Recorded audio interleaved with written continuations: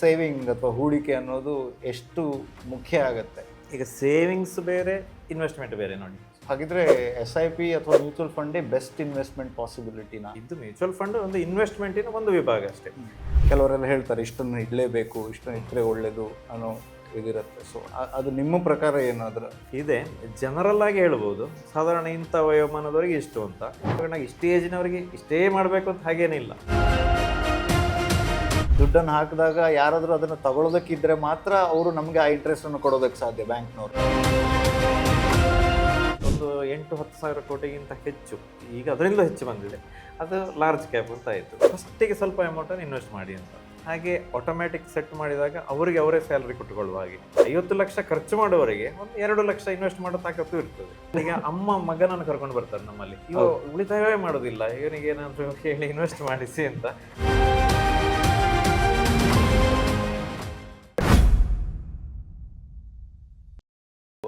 ಈ SIP ಇರ್ಬೋದು, mutual fund ಬಗ್ಗೆ ಏನು ಕಳೆದ 20 ವರ್ಷದಿಂದ ಕೆಲಸ ಮಾಡ್ತಿದ್ದೀವಿ. ಸೊ ಅದ್ರ ಬಗ್ಗೆ ಹೇಳೋದಾದರೆ, ಸೊ ನಮ್ಮ ಜೀವನದಲ್ಲಿ ಅಂದರೆ ಸಹಜವಾಗಿ ಎಲ್ಲರೂ ಕೇಳುವಂಥ ಆರಂಭಿಕ ಪ್ರಶ್ನೆ ಏನು ಅಂತಂದರೆ, ಸೇವಿಂಗ್ ಅಥವಾ ಹೂಡಿಕೆ ಅನ್ನೋದು ಎಷ್ಟು ಮುಖ್ಯ ಆಗುತ್ತೆ. ಮತ್ತು ಹಾಗಿದ್ರೆ SIP ಅಥವಾ ಮ್ಯೂಚುವಲ್ ಫಂಡೇ ಬೆಸ್ಟ್ ಇನ್ವೆಸ್ಟ್ಮೆಂಟ್ ಪಾಸಿಬಿಲಿಟಿನಾ ನಿಮ್ಮ ಪ್ರಕಾರ? ಅಂದರೆ ನಿಮ್ಮ ಹತ್ರ ನೀವು ಆ ಕಂಪ್ನಿ ನಡೆಸ್ತಿದ್ದೀನಿ ಅಂತ ಹೇಳಿ ಅದೇ ಹೌದು ಅಂತ ಹೇಳಬೇಡಿ, ಬಟ್ ಜನರಿಗೆ ಯಾವ್ದು ಬೆಸ್ಟ್ ನಮ್ಮ ಪ್ರಕಾರ? ಹಾಂ, ಈಗ ನೋಡಿ, ನಾವು ಸೂಕ್ಷ್ಮವಾಗಿ ನಮ್ಮ ಸುತ್ತಮುತ್ತ ಗಮನಿಸಿದಾಗ ಈಗ ಇರುವೆ ಸಾಲಿರ್ತದೆ, ಅದು ಆಹಾರಗಳನ್ನು ಶೇಖರಣೆ ಮಾಡಿ ಅದು ಕೂಡಿಡ್ತದೆ. ಯಾವಾಗ ರೈನಿ ಸೀಸನ್ನಿಗೆ ಅಥವಾ ಈಗ ಕಷ್ಟದ ಟೈಮಿಗೆ ಆದಿತ್ತು ಅಂತ ಅದನ್ನು ಸೇಫಾಗಿ ಶೇಖರಣೆ ಮಾಡ್ತದೆ, ಬೇಕಾದಾಗ ಉಪಯೋಗ ಪಡ್ಕೊಳ್ತದೆ. ಹಾಗೆ ಅವರಿಗೆ ಆಹಾರ ಪದಾರ್ಥಗಳು ಇರುವೆ ಸಾಲಿಗಳಿಗೆ, ಹಾಗೆ ನಮಗೆ ಒಂದೊಂದು ಉದ್ಯೋಗ, ಒಂದೊಂದು ವಯೋಮಾನ, ಒಂದೊಂದು ನಮ್ಮ ವ್ಯವಹಾರಗಳು ಹೊಂದಿಕೊಂಡು ಅವರವರಿಗೆ ಬೇರೆ ಬೇರೆ ರೀತಿಯದ್ದು ಸೆಟ್ ಆಗ್ತದೆ. ಮ್ಯೂಚುವಲ್ ಫಂಡ್ ಅಂತ ಹೇಳಲಿಕ್ಕೆ ಆಗೋದಿಲ್ಲ. ಕೆಲವರ ರಿಸ್ಕ್ ಎಪಟೈಟ್ ಅಂತ ನಾವು ಮಾತಾಡ್ತಾ ಇದ್ದೀವಲ್ಲ, ರಿಟೈರ್ಮೆಂಟ್ ಆಗಿರ್ಬೋದು, ಒಂದು 60-65-70 ವರ್ಷ ಆಗಿರ್ಬೋದು, ಅವರಿಗೆ ನಾವು ಶೇರ್ ಮಾರ್ಕೆಟಿನ ಎಕ್ಸ್ಪೋಷರ್ ಕಡಿಮೆ ಇರುವುದನ್ನೇ ಹೇಳ್ತೇವೆ. ಅದರಲ್ಲೇ ಕೆಲವು ಬೇರೆ ಬೇರೆ ಬಾಂಡ್ ಅಥವಾ ಇದು ಮಲ್ಟಿ ಅಸೆಟ್ ಪ್ಲಾನ್ಗಳು, ಗೋಲ್ಡ್, ಸಿಲ್ವರ್ ಇಂಥದ್ದಲ್ಲಿ ಹೂಡಿಕೆ ಮಾಡಲಿಕ್ಕೆ ಆಗ್ತದೆ. ಅಥವಾ ಲಿಕ್ವಿಡ್ ಫಂಡ್ಸ್ ಇಂಥದ್ದೆಲ್ಲ ಇದೆ. ನಾವು ಮ್ಯೂಚುವಲ್ ಫಂಡಲ್ಲೇ, ಅದು ಬರೇ ಶೇರ್ ಮಾರ್ಕೆಟ್ ಅಂತ ಅಲ್ಲ, ಅದರಲ್ಲೇ ಬೇರೆ ಬೇರೆ ಸೆಟ್ ಕ್ಯಾಟಗರಿಗಳು ಇದೆ. ಹಾಗೆ ಅಂತ ಬರೀ ಮ್ಯೂಚುವಲ್ ಫಂಡಲ್ಲೇ ಎಲ್ಲದನ್ನು ಹುಡುಕಿಕೊಳ್ಳೋದು ಕಷ್ಟವೇ. ಅವರವರ ಜೀವನದ ಫ್ಯೂಚರ್ ಅಗತ್ಯಕ್ಕೆ ತಕ್ಕ ಹಾಗೆ ಅದು ಅಲ್ಲಿಯ ವ್ಯವಹಾರ ನೋಡಿಕೊಂಡು ಸ್ವಲ್ಪ ಬ್ಯಾಂಕ್ಗಳಲ್ಲಿ FD ಇಡುವಂಥದ್ದು, ಸ್ವಲ್ಪ ಟ್ಯಾಕ್ಸ್ ಸೇವಿಂಗ್ ಇನ್ವೆಸ್ಟ್ಮೆಂಟ್ PPF ಇಂಥದ್ದೆಲ್ಲ ಅಗತ್ಯ ಮಾಡುವಂಥದ್ದು, ಸ್ವಲ್ಪ ಅವರ ಕಮಿಟ್ಮೆಂಟ್ಸ್, ಲೋನ್ಸ್ ಇಂಥದನ್ನೆಲ್ಲ ನೋಡಿಕೊಂಡು ಅವರ ವಯೋಮಾನ ಮತ್ತು ಅವರ ರಿಸ್ಕ್ ಎಪಟೈಟ್ ನೋಡಿಕೊಂಡು ಲೈಫ್ ಇನ್ಶೂರೆನ್ಸ್ ತಗೊಳ್ಳುವಂಥದ್ದು, ಅವರ ಇಡೀ ಕುಟುಂಬಕ್ಕೆ ಹೆಲ್ತ್ ಇನ್ಶೂರೆನ್ಸ್ ಎಷ್ಟು ಬೇಕು ಅಷ್ಟನ್ನು, ನಿಜವಾಗಿ ಎಷ್ಟು ಅಗತ್ಯ ಉಂಟು ಅಷ್ಟನ್ನು ಮಾಡಿಕೊಳ್ಳುವಂಥದ್ದು. ಅದೆಲ್ಲವೂ ಫೈನಾನ್ಷಿಯಲ್ ಪ್ಲಾನಲ್ಲಿ ಅಂಡರ್ಲಿ ಬರ್ತದೆ. ಇದು ಮ್ಯೂಚುವಲ್ ಫಂಡ್ ಒಂದು ಇನ್ವೆಸ್ಟ್ಮೆಂಟಿನ ಒಂದು ವಿಭಾಗ ಅಷ್ಟೇ. ಸೊ ಹಲವು ಬೇರೆ ಬೇರೆ ಬುಟ್ಟಿಗಳಲ್ಲಿ ಹಾಕೋದು ಯಾವತ್ತೂ ಸೂಕ್ತ ಅಂತ? ಹೌದು, ಖಂಡಿತ. ಇನ್ವೆಸ್ಟ್ಮೆಂಟ್ ಸ್ವಲ್ಪ ಲಾಂಗ್ ಟರ್ಮಲ್ಲಿ ರೆಗ್ಯುಲರ್ ಇನ್ವೆಸ್ಟ್ಮೆಂಟ್ ಮಾಡ್ತಾ ಬರಲಿಕ್ಕೆ ಮ್ಯೂಚುವಲ್ ಫಂಡ್ ಒಂದು ಸುಲಭದ ವಿಧಾನ. ಪ್ರೊಫೆಷನಲ್ಸ್ ಮ್ಯಾನೇಜ್ ಮಾಡ್ತಾರೆ, ಸಣ್ಣ ಅಮೌಂಟನ್ನು ಇನ್ವೆಸ್ಟ್ ಮಾಡ್ಬೋದು. ಈಗ ಸೇವಿಂಗ್ಸ್ ಬೇರೆ, ಇನ್ವೆಸ್ಟ್ಮೆಂಟ್ ಬೇರೆ ನೋಡಿ. ಸೇವಿಂಗ್ಸ್ ಅಂದರೆ ಉಳಿತಾಯ, ಇನ್ವೆಸ್ಟ್ಮೆಂಟ್ ಅಂದರೆ ವಿನಿಯೋಜನೆ, ಇನ್ವೆಸ್ಟ್ ಮಾಡುವಂಥದ್ದು. ಸೇವಿಂಗ್ಸ್ ಅಂದರೆ ನಾವು ಗಳಿಸಿದ್ದಲ್ಲಿ ಸ್ವಲ್ಪ ಉಳಿಸುವುದು, ಇನ್ವೆಸ್ಟ್ಮೆಂಟ್ ಅದನ್ನು ಬೆಳೆಸಲಿಕ್ಕೆ. ಹಾಗೆ ಅದರ ಡಿಫ್ರೆನ್ಸಿಯೇಷನ್ ಮಾಡಿಕೊಂಡು ನಾವು ಖರ್ಚು ಮಾಡುವಾಗಲೂ ಸ್ವಲ್ಪ ಇನ್ವೆಸ್ಟ್ಮೆಂಟಿಗೆ ಅಂತಲೇ ಕಡ್ಡಾಯವಾಗಿ ಉಳಿಸ್ಕೊಳ್ಬೋದು. ಅಥವಾ ನಮಗೆ ಯಾವುದಾದ್ರು ಟರ್ನ್ ಓವರ್ ಆಗುವಾಗಲು, ಈಗ ಉದಾಹರಣೆಗೆ ನಮ್ಮ ಹಾರ್ದಿಕ್ ಹರ್ಬಲ್ ಸತ್ವಂ ಕಂಪೆನಿಯಲ್ಲಿ ನಾವು ಡೈಲಿ SIP ಅಂತ ಮಾಡ್ತಾ ಇದ್ದೇವೆ ಕಂಪೆನಿ ಹೆಸರಲ್ಲಿ. ದಿವಾಸ್ಲಿ SIP ಮಾಡುವಂಥದ್ದು, ಅದರಲ್ಲಿ ಹೇಗೂ OD ಅಕೌಂಟಲ್ಲಿ ಟರ್ನ್ ಓವರ್ ಆಗ್ತಾ ಇರ್ತದಲ್ಲ, ಅದರಿಂದ ಒಂದು ನಮ್ಮ ರಿಸರ್ವ್ ಪರ್ಸನ್ನಿಗೆ ಸ್ಯಾಲ್ರಿ ಕೊಡುವಷ್ಟು ಅಮೌಂಟ್ ಬೇರೆ ಬೇರೆ ಫಂಡಿಗೆ ಆಟೋಮೆಟಿಕ್ ಕಟ್ ಆಗ್ತಾ ಹೋಗ್ತಾ ಇರ್ತದೆ. ಈಗ ನಮಗೆ ಒಂದು ಮಿಷಿನರಿ ಪರ್ಚೇಸ್ ಮಾಡಲಿಕ್ಕಿದೆ ನಾಳೆ, ಅದಕ್ಕೆ ಬ್ಯಾಂಕಿನವರು 75% ಕೊಡ್ತಾರೆ, ನಾವು 25% ಹಾಕಬೇಕು. ಈಗ ಮಳೆಗಾಲ ನಮ್ಮದು ಆಫ್ ಸೀಸನ್ ಅಲ್ಲ, ನಮಗೆ 25% ಕಮ್ಮಿ. ಆವಾಗ ನಮಗೆ ಅದು ಉಪಯೋಗಕ್ಕೆ ಬಂತು ನೋಡಿ. ನಮ್ಮ ಬ್ಯಾಂಕಿಗೆ ಮಾರ್ಜಿನ್ ಮನಿ ಹಾಕಿ ಮಿಷನರಿಗೆ ಆರ್ಡರ್ ಮಾಡಲಿಕ್ಕೆ, ಹಾಗೆ ಗೊತ್ತಾಗದಾಗೆ ಕಟ್ಟಾಗಿ ಇನ್ವೆಸ್ಟ್ ಆಗ್ತಾ ಬಂತು. ಅದು ಆ ದುಡ್ದ ದುಡ್ಡು ಅದು ಕೂಡ ದುಡ್ದು ಹೆಚ್ಚು ಕೊಡ್ತಾ ಉಂಟು ನಮಗೀಗ. ಹಾಗೆ ಅದರ ಕೆಲಸ ಅದು ಮಾಡ್ತಾ ಇರ್ತದೆ. ಅದು ಮಳೆಗಾಲ ಇರಲಿ, ಜೋರು ಮಳೆ ಇರಲಿ, ಹೆಚ್ಚು ಕಡಿಮೆ ಇದ್ದಾಗ ಅದರ ಕೆಲಸ ಅದು ಮಾಡ್ತಾ ಇರ್ತದೆ. ಹಾಗೆ ನಮಗೆ ಅಥವಾ ನಮ್ಮ ಕಸ್ಟಮರ್ಗಳಿಗೆ ಯಾವುದು ಅನುಕೂಲ ಇದೆ, ಯಾವ ವ್ಯವಸ್ಥೆ ಇಕೋಸಿಸ್ಟಮಲ್ಲಿ ಅವರಿದ್ದಾರೆ, ಅದಕ್ಕೆ ತಕ್ಕ ಹಾಗೆ ಟೈಲರ್ ಮೇಡ್ ಸೊಲ್ಯೂಷನ್ ಕೊಡೋ ಜವಾಬ್ದಾರಿ ನಮ್ಮಂಥವ್ರಿಗೆ ಇರ್ತದೆ. ನಮ್ಮ ಕೋರ್ಸ್ಗಳಲ್ಲಿ ಅದನ್ನೇ ಹೇಳೋದು. ಈಗ ನಾನು PG diploma in investment management ಮಾಡಿದ್ದು, ಅದರಲ್ಲಿ ಅದನ್ನೇ ಹೇಳುವಂಥದ್ದು. ನಮ್ಮ ಎದುರು ಯಾರು ಕೂತಿದ್ದಾರೆ ಅವರ ಚಪ್ಪಲಿಯಲ್ಲಿ ನಾವು ಕಾಲು ಹಾಕಿಕೊಂಡು ಅವರ ಪರಿಸ್ಥಿತಿಯಲ್ಲಿ ನಾವು ನಮ್ಮನ್ನು ಅವರ ದೃಷ್ಟಿಕೋನದಿಂದ ಖಂಡಿತ ಆಲೋಚನೆ ಮಾಡಿ ಅವರಿಗೆ ಏನು ಬೇಕು ಅದನ್ನು ಆಲೋಚನೆ ಮಾಡಲಿಕ್ಕೆ. ಈಗ ಏನು ಇನ್ವೆಸ್ಟ್ ಮಾಡಿದ್ದಾರೆ, ಯಾವ ಪರಿಸ್ಥಿತಿಯಲ್ಲಿದ್ದಾರೆ, ಎಷ್ಟು ಸಾಲ ಉಂಟು, ಎಷ್ಟು ಮೂಲ ಉಂಟು, ಏನು ಕಮಿಟ್ಮೆಂಟ್ಸ್ ಉಂಟು, ಅದನ್ನೆಲ್ಲ ಸ್ಟಡಿ ಮಾಡಿ ಮತ್ತೆ ಕೊಟ್ಟು ಅವರಿಗೂ ಅದು ಅನುಕೂಲ ಆಗ್ತದೆ, ಕನ್ವಿನ್ಸ್ ಆಯ್ತು ಅದನ್ನು ನೋಡಿಕೊಂಡು ಅದನ್ನು ನಮ್ಮ ಸಿಸ್ಟಮ್ ಆ್ಯಪ್ಗಳಿಗೆ ಹಾಕಿ ಟ್ರ್ಯಾಕ್ ಮಾಡಿ ಮತ್ತೆ ಮಾನಿಟರಿಂಗ್ ಮಾಡೋದು ಆ ಥರ.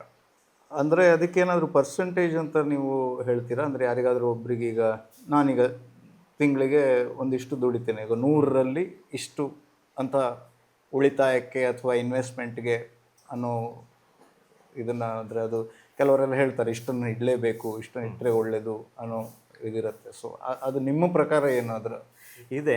ಜನರಲ್ ಆಗಿ ಹೇಳ್ಬೋದು, ಸಾಧಾರಣ ಇಂಥ ವಯೋಮಾನದವರೆಗೆ ಇಷ್ಟು ಅಂತ. ಆದರೆ ನಿಜವಾಗಿ ಫೈನಾನ್ಷಿಯಲ್ ಸೊಲ್ಯೂಷನ್ ಕೊಡುವಾಗ ಅದು ಪರ್ಟಿಕ್ಯುಲರ್ ಆಗಿ ಇಂಡಿವಿಜುವಲ್ ಆಗಿ ಬೇಕಾಗ್ತದೆ. ಈಗ ಉದಾಹರಣೆಗೆ ನಿಮಗೆ ಕಾರ್ ಲೋನ್ ಇದೆ ಅಥವಾ ಹೌಸಿಂಗ್ ಲೋನ್ ಇದೆ, ಅಥವಾ ನಿಮ್ಮ ಎಕ್ಸ್ಪೆನ್ಸ್ ಆಲ್ರೆಡಿ ಇಷ್ಟಿದೆ ಅಂತ ಆದರೆ ನಿಮಗೆ ಅದಕ್ಕೆ EMI ಕಟ್ಟಲಿಕ್ಕೆ ಇರ್ತದೆ. ಅದನ್ನು ನೋಡಿಕೊಂಡು ಅದಕ್ಕೆ ಕಟ್ಟಲೇಬೇಕು, ಅನಿವಾರ್ಯ ಅದು. ಆವಾಗ ಇನ್ವೆಸ್ಟ್ಮೆಂಟ್ ಸ್ವಲ್ಪ ಕಡಿಮೆ ಆಗ್ತದೆ. ಇನ್ವೆಸ್ಟ್ಮೆಂಟು ಮಾಡೋದು ಯಾವುದರಲ್ಲಿ, ಆವಾಗ ವಯೋಮಾನ, ನಿಮ್ಮ ಡ್ಯೂರೇಷನ್ ಆಫ್ ವೆಯ್ಟಿಂಗ್ ಪೀರಿಯಡ್ ಎಷ್ಟು, ಅದು ಕೌಂಟ್ ಆಗ್ತದೆ. ಹಾಗೆ ನಾವು ಪುನಃ ಎಗೈನ್ ಅದು ಟೈಲರ್ ಮೇಡ್ ಸೊಲ್ಯೂಷನ್ ಆಗಬೇಕಾಗ್ತದೆ. ಜನರಲ್ ಆಗಿ ಹೇಳ್ಬೋದು, ಈಗ ಒಂದು ಸಾಧಾರಣ ಒಂದು ತಮ್ ರೂಲಲ್ಲಿ ಹೇಳ್ಬೋದು, ಈಗ ಒಂದು 30 ವರ್ಷ ವಯೋಮಾನದವರಿಗೆ ಒಂದು 70% ಅಷ್ಟು ಈಕ್ವಿಟಿ ಎಕ್ಸ್ಪೋಜರ್ ಕೊಡ್ಬೋದು. ಒಂದು 30% ಟೋಟಲ್ ಅವರ ಸೇವಿಂಗ್ಸಲ್ಲಿ ಒಂದು 30 ವರ್ಷದ ಸಣ್ಣ ವಯೋಮಾನದವರಿಗೆ, ಅವರಿಗೆ ಲಾಂಗ್ ಡ್ಯೂರೇಷನ್ ಇದೆ, ಇನ್ನು ಅಚೀವ್ ಮಾಡಲಿಕ್ಕೆ ಸಾಕಷ್ಟು ಸಮಯ ಇದೆ, ಅವರಿಗೆ ಹೆಚ್ಚು ರಿಸ್ಕ್ ತಗೋಬೋದು. ಅವರು ಅಂದರೆ ಅವರು ಶೇರ್ ರಿಲೇಟೆಡ್ ಇದ್ರಲ್ಲಿ ಜಾಸ್ತಿ ಹಾಕ್ಬೋದು. ಅಂದ್ರೆ ಹಾಕೋ 100 ರೂಪಾಯಲ್ಲಿ 70 ರೂಪಾಯಿ ಅವರು ಈ ಥರದ್ರಲ್ಲಿ ಹಾಕಬಹುದು ಅಂತ ಹೇಳ್ತಾರೆ. ಮತ್ತೆ ಸೇಫ್ ಆಗಿ ಅವರಿಗೆ ಎಮರ್ಜೆನ್ಸಿ ಫಂಡಿಂಗು, ಡೆಪಾಸಿಟ್ ಫೀಚರಿಗೆ ಸೇಫ್ ಆಗಿ ಸ್ಟೇಬಲ್ ಆಗಿರುವಂಥದ್ದನ್ನು ಸ್ವಲ್ಪ ಕಡಿಮೆ ಇಟ್ಟು, ಸ್ವಲ್ಪ ವೊಲಟೈಲ್ ಇರುವುದಕ್ಕೆ ಡಿಸಿಪ್ಲಿನ್ಡ್ ಆಗಿ ರೆಗ್ಯುಲರ್ ಆಗಿ ಹೆಚ್ಚು ಎಕ್ಸ್ಪೋಷರ್ ಕೊಡ್ಬೋದು ಅಂತ. ಹಾಗೆ ಒಂದು ಮಧ್ಯವಯಸ್ಕರಿಗೆ ಸಾಧಾರಣ 50-50 ಮಾಡ್ಬೋದು. ಮತ್ತು ಸ್ವಲ್ಪ ಏಜ್ ಆಗಿ ರಿಟೈರ್ ಆಗುವಾಗ ಈ ರಿಸ್ಕ್ ಕಡಿಮೆ ಮಾಡ್ತಾ ಬರಬೇಕಾಗ್ತದೆ, ಮತ್ತು ಅವರು ಅದನ್ನು ಸೇಫ್ ಮಾಡ್ತಾ ಹೋಗಬೇಕಾಗ್ತದೆ. ಯಾಕೆಂದರೆ ಅವಾಗ ಅವರಿಗೆ ವಿಡ್ರಾವಲ್ ಅಗತ್ಯ ಇದ್ದಾಗ ಮಾರ್ಕೆಟ್ನ ಏರುಪೇರುಗಳಲ್ಲಿ ಅದನ್ನು ನೋಡುವಂತಹ ಒಂದು ವ್ಯವಧಾನವೂ ಇರುವುದಿಲ್ಲ, ಆ ರಿಸ್ಕನ್ನು ತಾಳಿಕೊಳ್ಳುವ ಆ ಮನಸ್ಥಿತಿಯೂ ಇರುವುದಿಲ್ಲ. ಅವಾಗ ನಾವು ಈಕ್ವಿಟಿ ಎಕ್ಸ್ಪೋಷರ್ ಕಡಿಮೆ ಮಾಡಬೇಕಾಗ್ತದೆ. ಮತ್ತು ಪುನಃ ಅವರಿಗೆ ಸಾಕಷ್ಟು ಸೇವಿಂಗ್ಸ್ ಇದೆ, ಇನ್ನು ಅವರ ಪರಿಸ್ಥಿತಿಯಲ್ಲಿ ಅವರಿಗೆ ಸ್ವಲ್ಪ ಅಗ್ರೆಸಿವ್ ಮೆಂಟಾಲಿಟಿ ಇದೆ, ಅಷ್ಟು ಯಾವುದೇ ಲೋನ್ಗಳಿಲ್ಲ. ಹಾಗಿದ್ದರೆ ಸ್ವಲ್ಪ ಅದು ಪರಿಸ್ಥಿತಿ ಒಂದೊಳಗಡೆ ಇಷ್ಟೇ ಏಜಿನವರಿಗೆ ಇಷ್ಟೇ ಮಾಡಬೇಕು ಅಂತ ಹಾಗೇನಿಲ್ಲ. ಅದು ಅವರವರ ಅವಾಗಿನ ಮಾನಸಿಕತೆ, ಅವರ ಪರಿಸ್ಥಿತಿ ಮತ್ತು ಅವರ ಮುಂದಿನ ಗೋಲ್ ಹೊಂದಿಕೊಂಡು ನಾವು ಸ್ವಲ್ಪ ಫ್ಲೆಕ್ಸಿಬಿಲಿಟಿ ಮಾಡ್ತೇವೆ ಅವರವರಿಗೆ ಹೊಂದಿಕೊಂಡು. ಹಾಗೆ ಜನರಲ್ ಹೇಳ್ಬೋದು ರೂಲು. ಇಂಡಿವಿಜುವಲೈಸ್ ಮಾಡಿದಾಗ ಮತ್ತು ಎಗೈನ್ ಅದು ಆಳ ಬೇರೆ. ಆದರೆ ನೀವು ಈ ಸೇವಿಂಗ್ಸ್ ಅಕೌಂಟ್ ಇರ್ಬೋದು, FD ಅಲ್ಲಿ ಇಡೋದು ಇತ್ಯಾದಿ ಎಲ್ಲ ಹೇಳ್ಬೋದು. ಸ್ಪೆಷಲಿ ಈ ಲಾಂಗ್ ಟರ್ಮಲ್ಲಿ ನೋಡಿದಾಗ ಈ ಸೇವಿಂಗ್ಸಲ್ಲಿ ಅಥವಾ FD ಅಲ್ಲಿ ಇಡೋದು ಹಣ ಅಲ್ಲಿ ಬೆಳೆಯೋದಿಲ್ಲ, ಅದು ಆ್ಯಕ್ಚುಲಿ ಅದರ ವ್ಯಾಲ್ಯೂ ಕಡಿಮೆ ಆಗ್ತಾ ಇರುತ್ತೆ ಅಂತಾರೆ. ಅದು ಏನದು? ಈಗ ನಮ್ಮ ದೇಶದಲ್ಲಿ ಇದು growing economy, developing country, growing economy. ನಮ್ಮಲ್ಲಿ ಸಾಧಾರಣ ಇನ್ಫ್ಲೇಷನ್ನೇ 6-6.5% ಇದೆ. ಜನರಲಿ ಏನು ಇನ್ಫ್ಲೇಷನ್ ಇದೆ ಅದರಲ್ಲಿ ಒಂದು ವರ್ಷದ ಇಂಟ್ರೆಸ್ಟ್ ಅದಕ್ಕಿಂತ ಒಂದು 2% ಹೆಚ್ಚಿರ್ತದೆ ಅಂತ ಲೆಕ್ಕ. ಈಗ ನಮ್ಮಲ್ಲಿ 6% ಇನ್ಫ್ಲೇಷನ್ ಇದ್ದರೆ ಅದಕ್ಕೆ 2% ಸೇರಿಸಿದಾಗ 8%. ಈಗ 8 ಬ್ಯಾಂಕಲ್ಲಿ ಸಿಗದೇ ಇದ್ರು ಒಂದು 7-7.5% ನಮಗೆ ಸಿಗ್ತದೆ ಇಂಟ್ರೆಸ್ಟು. ಆ ಥರ ವ್ಯಾವಹಾರಿಕವಾಗಿ ಹಾಗೆ ನಡೀತಾ ಇರ್ತದೆ. ಇನ್ಫ್ಲೇಷನ್ ಅಂದರೆ ಈಗ ನಾವೊಂದು 100 ರೂಪಾಯಿ ನೋಟನ್ನು ಈ ವರ್ಷ ಒಂದು ಕಬ್ಬಿಣದ ಪೆಟ್ಟಿಗೆಯಲ್ಲಿ ಲಾಕ್ ಮಾಡಿಟ್ಟು ಬರುವ ವರ್ಷ ಇದೇ ತಿಂಗಳು ಇದೇ ದಿವಸ ತೆಗೆದು ಓಪನ್ ಮಾಡಿದರೆ ಆ 100 ರೂಪಾಯಿ ನಮಗೆ ಸಿಗ್ತದೆ. ಆದರೆ ಅದರ time value of money down ಆಗಿರ್ತದೆ. ಹೊರಗಡೆಯ ಅಂದರೆ ಅದೇ 100 ರೂಪಾಯಿಗೆ ಇವತ್ತು ನಾವು ಏನನ್ನು ಖರೀದಿ ಮಾಡಬಲ್ಲವೋ ಅದರಷ್ಟೇ ಪವರ್ ಕಡಿಮೆ ಆಗಿರ್ತದೆ. 100 ರೂಪಾಯಿಗೆ 100 ರೂಪಾಯಿ ಇರ್ತದೆ, ಆದರೆ ಅದರಲ್ಲಿ ಕೆಲಸ ತೆಗೆಸಿಕೊಳ್ಳುವಂತಹ ತಾಕತ್ತು ಕಡಿಮೆ ಆಗ್ತದೆ. ತಾಕತ್ತು ಇರೋದಿಲ್ಲ. ಅಂದರೆ 100 ರೂಪಾಯಿಗೆ ನಿಮಗೆ 10 ಚಾಕ್ಲೇಟ್ ಬರೋ ಬದಲು 9 ಬರ್ಬೋದು. ಹೌದು. ಅವಾಗ ನಾವು ಅದನ್ನು ಇನ್ಫ್ಲೇಷನ್ ಬೀಟ್ ಮಾಡೋ ರಿಟರ್ನ್ಸನ್ನು ಹುಡುಕಬೇಕಾಗ್ತದೆ. ಅವಾಗ ಹಣವನ್ನು ದುಡಿತದೆ ಅಂತ ಹೇಳ್ಬೋದು. ಯಾವಾಗ ಇನ್ಫ್ಲೇಷನ್ ಈಕ್ವಲ್ ಆಗಿ ಅದು ದುಡಿತದೆ ಅವಾಗ ಅದು ಉಳಿತಾಯ ಮಾತ್ರ ಆಗ್ತದೆ. ಇನ್ಫ್ಲೇಷನನ್ನು ಬೀಟ್ ಮಾಡಿ ಅದು ನಮಗೆ ರಿಟರ್ನ್ಸ್ ಬರ್ತದೆ ಅಂತಾದರೆ ಅದು ಇನ್ವೆಸ್ಟ್ಮೆಂಟ್ ಆಗ್ತದೆ. ಅಂದರೆ ಈ ಎಫ್ ಡಿ ಅನ್ನುವಂಥದ್ದು ಹಾಗಿದ್ರೆ ಒಂದು ಸೇವಿಂಗ್ಸ್ ಬ್ಯಾಂಕಲ್ಲಿ ಇಟ್ಟದ್ದಂತೂ ಅದು ಕೊಳಿತಾ ಇದೆ ಅಂತಲೇ ಅರ್ಥವ? ಹಾ, ಈಗಿನ ನಮ್ಮ ದೇಶದಲ್ಲಿ, ಈಗ ಬೇರೆ ದೇಶದಲ್ಲಾದ್ರೆ 1 ವರ್ಷ ಎಫ್ ಡಿ ಇಟ್ರೆ 2%, ಕೆಲವು ಜಪಾನ್ ನಂತರ ಕಂಟ್ರಿಗಳಲ್ಲಿ ನೆಗೆಟಿವ್ ಇಂಟ್ರೆಸ್ಟ್ ಅಂತ ಇದೆ. ಅವರೇ ಬ್ಯಾಂಕಿಗೆ ನಾವು ಕೊಡಬೇಕು ಎಫ್ ಡಿ ಇಟ್ರೆ. ನಮ್ಮಲ್ಲೆಲ್ಲ ಅದು ಹೇಗೆ? ನಂಗೆ ಅದ್ರ ಬಗ್ಗೆ ಕಾನ್ಸೆಪ್ಟ್ ಬಗ್ಗೆ ಸ್ವಲ್ಪ ಅರ್ಥ ಮಾಡಿಸಿ ಅಂದ್ರೆ ಸರಳ ಪದಗಳು. ಆಯಾ ದೇಶದ GDP, ಅಲ್ಲಿಯ ವ್ಯವಹಾರ ಪದ್ಧತಿಗಳು, ಅಲ್ಲಿ ಇಕಾನಮಿ ಬೆಳೆದ ರೀತಿಗಳು, ಅದನ್ನು ಹೊಂದಿಕೊಂಡು, ಅಲ್ಲಿಯ ಇನ್ಫ್ಲೇಷನ್, ಇದನ್ನೆಲ್ಲ ಹೊಂದಿಕೊಂಡು ಬ್ಯಾಂಕ್ ಅವರ ಸೆಂಟ್ರಲ್ ಬ್ಯಾಂಕ್, ನಮ್ಮಲ್ಲಿ ಈಗ RBI ಅಂತಿದೆ, ರಿಸರ್ವ್ ಬ್ಯಾಂಕ್ ಆಫ್ ಇಂಡಿಯಾ ಅಂತ, ಹಾಗೆ ಅದು ನಿರ್ಧಾರ ಮಾಡ್ತದೆ ಹಣದುಬ್ಬರ ಎಲ್ಲವನ್ನು ಕೂಡ. ಆಕ್ಚುಲಿ ಏನು ಫ್ಯಾಕ್ಟ್ ಇದೆ ಅದನ್ನು ನೋಡಿ ಅವರು ಅದನ್ನು ಅನೌನ್ಸ್ ಮಾಡ್ತಾರೆ. ಅವರು ಬ್ಯಾಂಕ್ ಇಂಟ್ರೆಸ್ಟ್ ರೇಟನ್ನು ಆಲ್ಮೋಸ್ಟ್ ಫಿಕ್ಸ್ ಮಾಡಿಟ್ಟಿರ್ತಾರೆ, ಸಾಧಾರಣ ಇಷ್ಟು ಹಣದುಬ್ಬರ ಇದೆ ಅಂತ. ಅದನ್ನು ಹೊಂದಿಕೊಂಡು ಎಲ್ಲ ಬ್ಯಾಂಕ್ಗಳು ಸಾಧಾರಣ ಒಂದೇ ಥರ 1 ವರ್ಷದ ಎಫ್ ಡಿಗೆ ಇಷ್ಟು ಅಂತ ಫಿಕ್ಸ್ ಮಾಡಿರ್ತಾರೆ. ಅದು ರೆಪೋ ರೇಟ್ ಅಂತ. ಹೌದು ಹೌದು, ಅದು ವ್ಯತ್ಯಾಸ ಮಾಡ್ತಾ ಇರ್ತಾರೆ. ಈಗ ಶೇರ್ ಮಾರ್ಕೆಟ್ ಎಲ್ಲ ಅದು ಅಮೆರಿಕದಲ್ಲಿ ವ್ಯತ್ಯಾಸ ಮಾಡಿದಾಗಲೂ ಇಲ್ಲಿ ಶೇರ್ ಮಾರ್ಕೆಟ್ ವ್ಯತ್ಯಾಸ ಆಗುತ್ತೆ. ಹಾಗೆ ಇದು ಈ ಇಂಟ್ರೆಸ್ಟ್ ರೇಟ್ಗೂ ಅದಕ್ಕೂ ಸಂಬಂಧ ಇರ್ತದೆ. ನಮ್ಮ ದೇಶದಲ್ಲಿ ಈಗ ಆ ಲೆಕ್ಕದಲ್ಲಿ ಚೆನ್ನಾಗಿ ಇಂಟ್ರೆಸ್ಟ್ ರೇಟ್ ಇದೆ, ಆದರೆ ಇನ್ಫ್ಲೇಷನ್ ಜಾಸ್ತಿ ಇರುವ ಕಾರಣ ಅದು ಸಾಕಾಗೋದಿಲ್ಲ, ಹಣುವಂತ ದುಡಿಯುವುದಿಲ್ಲ. ಆದ ಕಾರಣ ಯಾವುದು ಇನ್ಫ್ಲೇಷನ್ ಬೀಟ್ ಮಾಡುವಂತಹ ಈಲ್ಡ್ ಕೊಡ್ತದೆ ಅಂಥದ್ದಲ್ಲಿ ನಾವು ಇನ್ವೆಸ್ಟ್ ಮಾಡಿದರೆ ಮಾತ್ರ ನಾವು ನಿಜವಾದ ವೆಲ್ತ್ ಕ್ರಿಯೇಟ್ ಮಾಡ್ತೇವೆ, ನಾವು ಬೆಳೀತೇವೆ. ಪ್ರಪಂಚದ ಆರ್ಥಿಕ ವೇಗವನ್ನು ಅದಕ್ಕೆ ಸಮಾನಾಂತರವಾಗಿ ಅಥವಾ ಅದಕ್ಕಿಂತ ಹೆಚ್ಚು ಸ್ಪೀಡಲ್ಲಿ ಬೆಳಿಬೇಕಿದ್ರೆ ನಾವು ಇನ್ಫ್ಲೇಷನನ್ನು ಬೀಟ್ ಮಾಡುವ ಎಸೆಟ್ ಕ್ಲಾಸ್ಗಳಲ್ಲಿ ಇನ್ವೆಸ್ಟ್ ಮಾಡಲೇಬೇಕಾಗ್ತದೆ. ಅದು ಹೇಗೆ ಅದು? ಅಂದರೆ ಈಗ ನಾವೊಂದು ಗ್ರೋಯಿಂಗ್ ಎಕಾನಮಿ ಅಥವಾ ಬೆಳೆಯುತ್ತಿರುವ ನಮ್ಮದು ಇದು ಎಕಾನಮಿ ಆಗಿರೋದ್ರಿಂದ ಅದು ಹೇಗೆ ಅದು ಇದರಲ್ಲಿ ಇಂಟ್ರೆಸ್ಟ್ ರೇಟ್ ಜಾಸ್ತಿ ಸಿಗೋದು? ಈಗ ನಮ್ಮ ದೇಶದಲ್ಲಿ ರಿಸರ್ವ್ ಬ್ಯಾಂಕಲ್ಲಿ ಈಗ ನಮ್ಮ ಇಷ್ಟು ಗೋಲ್ಡ್ ಡೆಪಾಸಿಟ್ ಇಡಬೇಕು, ಇಷ್ಟು ಅಮೌಂಟ್ ಇಷ್ಟು ಬ್ಯಾಂಕಲ್ಲಿ ಇಟ್ಟರೆ ಅದರಲ್ಲಿ ಇಷ್ಟು ರಿಸರ್ವ್ ಬ್ಯಾಂಕಲ್ಲಿ ಇಡಬೇಕು, ಆ ಥರ ಎಲ್ಲ ಇರ್ತದೆ. ಈಗ ನಮ್ಮ ದೇಶದಲ್ಲಿ ಒಟ್ಟಾರೆಯಾಗಿ ಒಂದು ವರ್ಷದ ಬಡ್ಡಿ ಒಂದು 6% ಉಂಟು ಅಂತ ಇಟ್ಕೊಳ್ಳುವ. ಸಾಧಾರಣ ಇನ್ಫ್ಲೇಷನ್ ಅಷ್ಟೇ ಇರ್ತದಲ್ಲ, ಅದು ಅನೌನ್ಸ್ ಆಗಿರ್ತದೆ. ಬೇರೆ ದೇಶದಲ್ಲಿ ಅಲ್ಲಿಯ ಪರಿಸ್ಥಿತಿಗೆ ಹೊಂದಿಕೊಂಡು ಅದು ವ್ಯತ್ಯಾಸ ಇರ್ತದೆ. ನಮ್ಮ ದೇಶದ ವ್ಯವಸ್ಥೆ ಬೇರೆ, ಬೇರೆ ದೇಶದ ಇರ್ತದೆ ನೋಡಿ. ಅಂದರೆ ಅಲ್ಲಿ ಈ ಬೆಳವಣಿಗೆಗಳು ಈಗಾಗಲೇ ನಡೆದಿರೋದ್ರಿಂದ ಅಲ್ಲಿ ಸಾಲ ತಗೊಳ್ಳುವಂಥದ್ದು ಕಮ್ಮಿ ಆಗಿರೋದ್ರಿಂದ, ಇಲ್ಲ ಅಂತಂದ್ರೆ ಈ ಹಾಕಿರೋ ದುಡ್ಡನ್ನ ಅಂದ್ರೆ ಬ್ಯಾಂಕಿಗೆ ಹಾಕಿದಾಗ, ಇದು ನಾನು ತಿಳ್ಕೊಂಡದ್ದು, ಅದಕ್ಕೆ ನಾನು ದುಡ್ಡನ್ನು ಹಾಕಿದಾಗ ಯಾರಾದ್ರೂ ಅದನ್ನ ತಗೊಳ್ಳೋದಕ್ಕಿದ್ರೆ ಮಾತ್ರ ಅವರು ನಮ್ಗೆ ಆ ಇಂಟ್ರೆಸ್ಟ್ ಅನ್ನು ಕೊಡೋದಕ್ಕೆ ಸಾಧ್ಯ, ಬ್ಯಾಂಕ್ನವರು. ಹೌದು. ಅಂದ್ರೆ ಇಡೀ ವ್ಯವಸ್ಥೆಯಲ್ಲಿ ಇನ್ಫ್ರಾಸ್ಟ್ರಕ್ಚರ್ ಬೆಳಿಬೇಕು, ವಾಹನ ಪರ್ಚೇಸ್ಗಳು, ಬೇರೆ ಬೇರೆ ಅಲ್ಲಿಯ FMCG ಉತ್ಪನ್ನಗಳು, ಒಟ್ಟಾರೆ GDP, ಮತ್ತೆ ಇಡೀ ವ್ಯಾವಹಾರಿಕ ರೋಟೇಷನ್ ಅದನ್ನು ಹೊಂದಿಕೊಂಡು ಹೊಸ ಇದು ಕೈಗಾರಿಕೆಗಳು, ಮನೆ ಕಟ್ಟುವಂಥದ್ದು, ಇದೆಲ್ಲ ಒಂದು ಹಂತ ಆದ ಮೇಲೆ ಮತ್ತೆ ಸ್ವಲ್ಪ ಸ್ಲೋ ಆಗ್ತದೆ ನೋಡಿ. ನಮ್ಮಲ್ಲಿ ಅದು ಇನ್ನೂ ಆಗ್ಲಿಕ್ಕೆ ಬಾಕಿ ಇದೆ. 140 ಕೋಟಿಗಿಂತ ಮಿಕ್ಕಿನ ಜನಸಂಖ್ಯೆ ಇದೆ, ತುಂಬ ಅವಶ್ಯಕತೆಗಳಿದೆ. ರೋಡುಗಳು, ಬ್ರಿಡ್ಜ್ಗಳು, ಪವರ್ ಪ್ಲಾಂಟ್ಗಳು, ಹೊಸ ವಾಹನಗಳು ಬೇಕು, ಬೇರೆ ಬೇರೆ ವ್ಯವಸ್ಥೆಗಳು ಬೇಕು. ಆದ ಕಾರಣ ನಮಗೆ ದುಡ್ಡು ಟರ್ನ್ ಓವರ್ ಹೆಚ್ಚು ಬೇಕು, ಆದ ಕಾರಣ ಸ್ವಲ್ಪ ಸಾಲ ಹೋಗಬೇಕಾಗ್ತದೆ. ಅವಾಗ ನೀವು ಹೇಳಿದ ಹಾಗೆ ಅದು ಸರಿ, ಮೆಚೂರ್ಡ್ ಎಕಾನಮಿಯಲ್ಲಿ ಬ್ಯಾಂಕಿಂದ ಬೋರೋ ಮಾಡೋ ನೀಡ್ ಕಡಿಮೆ ಇರ್ತದೆ. ನಮ್ಮಲ್ಲಿ ರೊಟೇಷನ್ ಸ್ಟಾಗ್ನೇಷನ್ ಆಗಿರ್ತದೆ. ಹೌದು, ನಮ್ಮಲ್ಲಿ ಅವಶ್ಯಕತೆ ಇದೆ, ಅಗತ್ಯ ಇರುವುದಿಲ್ಲ, ಅಲ್ಲಿ ದುಡ್ಡು ತಗೊಳ್ಳೋ ಅಗತ್ಯ ಕಡಿಮೆ ಇರ್ತದೆ. ಹೌದು. ಈಗ ಹೊರಗಡೆ ರೋಡನ್ನು ನೋಡಿದಾಗ ನಮಗೆ ಇಲ್ಲೆಲ್ಲ ಈ ಮಾಣಿ ಮೈಸೂರು ಹೆದ್ದಾರಿ ಅಥವಾ ಮಂಗಳೂರಿಗೆ ಈಗ ಹೋಗುವ ಊರಿನ ಪಕ್ಕದ ರೋಡ್ ಈಗ ನೋಡುವಾಗ ಖುಷಿ ಆಗ್ತದೆ, ವೈಡ್ ಆಗಿದೆ ರೋಡ್ ಅಂತ. ಇನ್ನು 2 ವರ್ಷ ಕಳೆದಾಗ ಅದರಲ್ಲಿ ಫುಲ್ ವಾಹನ ಹೋಗ್ತಾ ಇರ್ತದೆ ನೋಡಿ. ಅಂದ್ರೆ ಅದು ಸಾಕಾಗೋದಿಲ್ಲ. ಅಂದ್ರೆ ನಾವು ನಮ್ಮ ಇನ್ಫ್ರಾಸ್ಟ್ರಕ್ಚರ್ ನಮಗೆ ಸಾಕಾಗೋದಿಲ್ಲ. ನಮ್ಮ ಭಾರತ ಅಂತೂ ಇನ್ನೂ 100 ವರ್ಷ 200 ವರ್ಷ ಈ ವೇಗದಲ್ಲಿ ಬೆಳೆದ್ರು ಕೂಡ ಬೆಳೆಯುತ್ತಿರೋ ದೇಶವೇ ಆಗ್ತದೆ. ಅಷ್ಟು ಜನಸಂಖ್ಯೆ, ಆ ಪರಿಸ್ಥಿತಿ ಇರೋದ್ರಿಂದ ನಮ್ಮಲ್ಲಿ ಇದೆಲ್ಲದಕ್ಕೆ ಅವಶ್ಯಕತೆ ಇದೆ. ಆದ ಕಾರಣ ದೊಡ್ಡ ಮಾರುಕಟ್ಟೆ ನಮ್ಮದು, ಆರ್ಥಿಕ ಮಾರುಕಟ್ಟೆ. ನಿಜ. ಆದ ಕಾರಣ ನಮ್ಮಲ್ಲಿ ಸ್ಕೋಪ್ ಇದೆ, ಇನ್ವೆಸ್ಟ್ಮೆಂಟ್ ಮಾಡ್ಲಿಕ್ಕೂ ಸ್ಕೋಪ್ ಇದೆ.